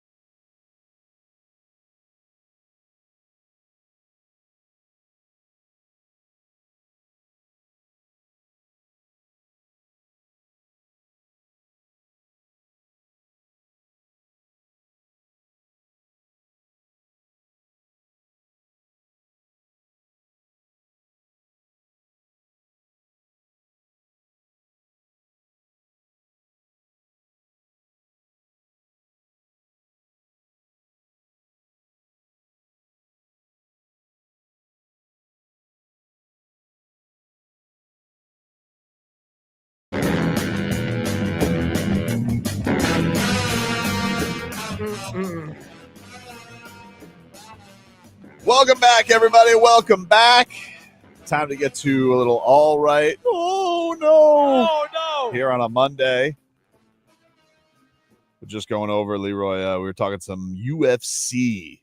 Frogboy, one of my thoughts on the card this weekend. Yeah. Alexandre Pantoja retained his belt against Kai Asakura. And he's great. He called out Mighty Mouse afterwards, which I thought was kind of a cool call out because I feel like Mighty Mouse doesn't get the love as the flyweight GOAT enough. And I kind of wanted to see him like have one more ride in the UFC. But he's like, Mighty Mouse actually did a thing that I kind of believe. Strangely, usually don't believe fighters, but I kind of believe him when he goes, I'm retired. I don't really want to fight anymore. He's like, I'm not the best flyweight in the world anymore. I have nothing to prove. He's right. He defended that belt 12 times. Volkov robbed, dude. I saw everything that with the sound was off. dude. How crazy was it that Ciryl Gane just left the octagon in disgust? Yeah, and he won. And he won, but he didn't win. He didn't win. Duho Choi beat Nate Landwehr, TKO'd him. That was impressive. Korean Superboy. We haven't seen him burst onto the scene a little bit. Bryce Mitchell, he knocked out Crone Gracie with a slam and elbow. That was cool. That was dope. That was definitely dope. By the way, he said Ciryl Gane's foot was injured. That's why he was trying to escape out of there. He said, yeah, he broke his toes. They said that. And they also, DC revealed that Shavkat, who won a decision over Machado Gary, he apparently had a torn MCL going into the fight. I just refuse to say the Machado part. Just so it was wordy. Ian Gary. Yeah. But that explains a lot because that fight was underwhelming. Our boy Weidman lost. He got TKO'd. Chase Hooper. Remember Chase Hooper, Leroy? We had him on as a teenager. We had him in studio with Lex. Oh no, I don't remember. 19 years old, curly hair, really skinny kid. He is he's been rolling. He beat Clay Guida by submission and got a bonus. I was like, man, he's 25 years old now. Time flies. Damn, but he's a lot of like young fighters from the area. Yep. And then Luque probably had the coolest submission of the night. He beat Thembo Garimbo with an anaconda choke. That was cool. You jump on his back? No, it's kind of like you grab their neck and arm and then you kind of twist on over. It was sick. Like you're breaking his neck?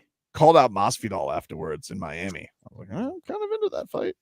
Kind of into that fight. I think he's going to end up fighting Michael Chandler, though. Because Conor McGregor's never fighting again. Sick of that guy. And then Anthony Smith lost and then cried because his best friend died 3 weeks ago, and he probably is going to retire. Okay. It was like I was telling Marcos, I was like, it was not a great night of fights, but there was a lot of drama. Yeah, a lot of drama that happened. You know. So, do you watch the fights? Because nowadays fights are more about, and this isn't any of the arts. Fights are more about the drama than the fights. I tuned in for the fights, and the fights weren't fantastic, but they weren't bad. But it wasn't like a night of classics. There wasn't one fight because, like I said, if you watch the Tyson, Jake Paul fight, right? If you only tuned in for that, you wasted your time. But if you tuned in about an hour before that fight and saw the two women fighting, there is nothing that they could have done with Tyson and Jake Paul that would disappoint you from a night of fight after watching that fight. Anyway, my all right goes to Tua. Wow. Yeah, I could deal with that. Couple of drives, one to tie it, one to win it. He was awesome yesterday. And then I'll give my all right to Tyler Herro. Oh, he has been awesome. Deserves to be an all-star, but we'll talk about it more tomorrow. My oh no goes to Mike Budenholzer. Close one for me. Mike Budenholzer had to be having flashbacks of the first round when Jimmy Butler was closing that puppy out on Saturday night. And I just got to say, Mike Budenholzer leads the league in looking bewildered. Like he's just like, he's got the crazy hair going out all over the place. So scared. What do you got, Leroy? So my all right, and I'm gonna give it to Bam.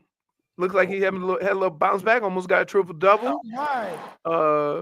Affecting the stat sheet in every area, not just imaginary, where we have to tell ourselves because we still think Bam is good. So it was good to see him. Family members at the game too. Yeah, it's mom's birthday weekend. It was good to see that he had a little bounce back. It happens. You go in these slumps. Hell, let's think of it this way. So did the Panthers. The Panthers went on like a week and a half. Slump. It happens. It's a long season. So, but good to see him back. Good to see against a good team and with some guys who protect the paint. So Also, it wasn't against scrubs. No, it wasn't. He had some great buckets over Mobley. Mobley didn't play the second half. He hurt his ankle, but he did against Allen too. And even Allen said this after the game. He's like, they out physical us. He's like, they packed the paint. They kicked our ass. Right. So, great win by them. Yep. And I want to say to you, somebody hit me up on Twitter. Me? Right? No, somebody hit me up on Twitter. Right? Let me get his name. Tommy and Hialeah. Right? He sent me a picture of risotto balls, a 4-pack for $6.49. Right? And he said, look, $6.49. That guy tried to screw you, right? So I'm now going back and forth. Here's the problem. And here's why I'm mad at Tommy and Hialeah. Here's why he gets my oh no. Because they look delicious. And I would have liked to have one. Yeah. But Danny DeVito ruined it for me. Now you got to go just go. You have to go back. You have to go back. I went back. They didn't have them. They don't have them all the time. Oh, they're delicious. Sold out. Wow. Tommy Hialeah, please tweet us back. Was it good? Was it worth the $6 whatever? So no, it was $6.49 for 4. Was it worth the $6.49? Well, I thought so. That's why I was going to buy them. But even I have standards. I'm not spending $6. Come on, that's ridiculous. Jennifer, what's your all right? No. My all right simply goes to being able to celebrate Bernie's birthday yesterday. Oh, it was a great time. I was also in the building. Yes. Text me. What do you guys hate me? We thought you were. Well, I thought you were. I'm sorry. You're kind of busy all the time. Oh man, you know what I wanted to go with? Y'all didn't see the Vikings game? Somebody scored a touchdown. And they did the dance from they did the white chicks dance. Oh, that was good. That was so good. The whole thing. The whole dance. That touchdown celebration was like 12 minutes. I think that's a good thing for the Dolphins. I feel like the Dolphins used to be known for the celebrations. Get them a little motivation. It feels like Tyreek and Jalen Waddle, everybody's downplaying the celebrations. Right. We need one like that this week. Coordination, people. Yeah. Good call. You see they got a new Tesla? Another one? Self-driving. No. Yeah. Aren't they all like that? No. This one doesn't even have it. I don't even see a steering wheel in it. Oh, yeah. Great. What? Doesn't even give you the option. Well, there's also like Ubers like that right now. How are you able to even? Can I just say that? I barely trust I don't know. an Uber. I don't like also, any of it. down here, like the construction down here is like sneak attacks. Like that car's not going to work down here because they're going to be like, oh, sorry, we have expansion going on. I'm like, to what this time? Yes. Seriously, just like, going down there yesterday for the game was just surprises everywhere. I was there at 2 p.m. Okay. I'm just like, you know what? I watched the rest of the Dolphins. I'm like, all right, I'm watching it here because I'm like, otherwise I'm never going to get here. Hot Basil. I was able to witness that D Wade statue actually. What'd you think? It has angles, right? You know what? I'm not gonna lie. It does look like him in person. Told you. It looks better in person. It has angles. What'd you think? Angles. You were there, right? Yeah. Did you see it? I mean, it looks much better in person. You can't even deny that. It does, but it still not necessarily. I understand that they were capturing a moment, and I respect it for that. I wish they just captured his face. I don't understand. Maybe I'm just so. You didn't feel like it. Did you see it from? I saw it from the right side. From the right? Yeah, I saw it from the right side. But not from the left. Did not see the left. Has angles. I saw every angle. I need to go to the other side. That was my fault. My fault for sure. What do you got, Froggy? I'm gonna keep mine quick. My all right yeah. goes to, of course, our boy. Yesterday was at 601. J-Fig was there. Chef Juan. Oh, yes. From the Miami Heat. We got to try some new items they had there, including coquito. And we also had cheesecake empanadas. Man, that was amazing. That was really They good. wouldn't stop talking about it. They sound delicious. Yeah. Pork belly. It was all good. It was delicious. Had a great time at the game yesterday. So shout out to my boy. Shout out. We go back. Indeed. And my oh no goes to everyone who thinks Dru Smith is good. Get out of here, guys. Jeez. What a bastard. Hey, can I give one more oh no? Yeah. Kirk Herbstreit, Ohio State quarterback. His son is going to Michigan. Oh, no. What? Wow. What did he do? He was in. He was really just done. How was that Thanksgiving, Dad? Awkward. All right, Also that's seeing the show. Max Strus yesterday. Sad. Yeah, it was. It was. He looked sad. Everybody who He leaves did. here looks. Everybody who He comes to posted Miami. pictures with Kevin Love and everything. I know it was a little reunion for the Cavs. Love, but love. You know none of the former Heat players missed the Miami game. I don't care if you're playing injured or not. They're like, oh, we're going. They're like, you can just stay home and travel. Nah. You know, what if I need to be there for support? All right, we got to go. Way over. Talk to you guys later. We're still hungry. Made him a memorable. Just because he is a back that fills a need doesn't mean he can fill that need. Hope you mother have a good day.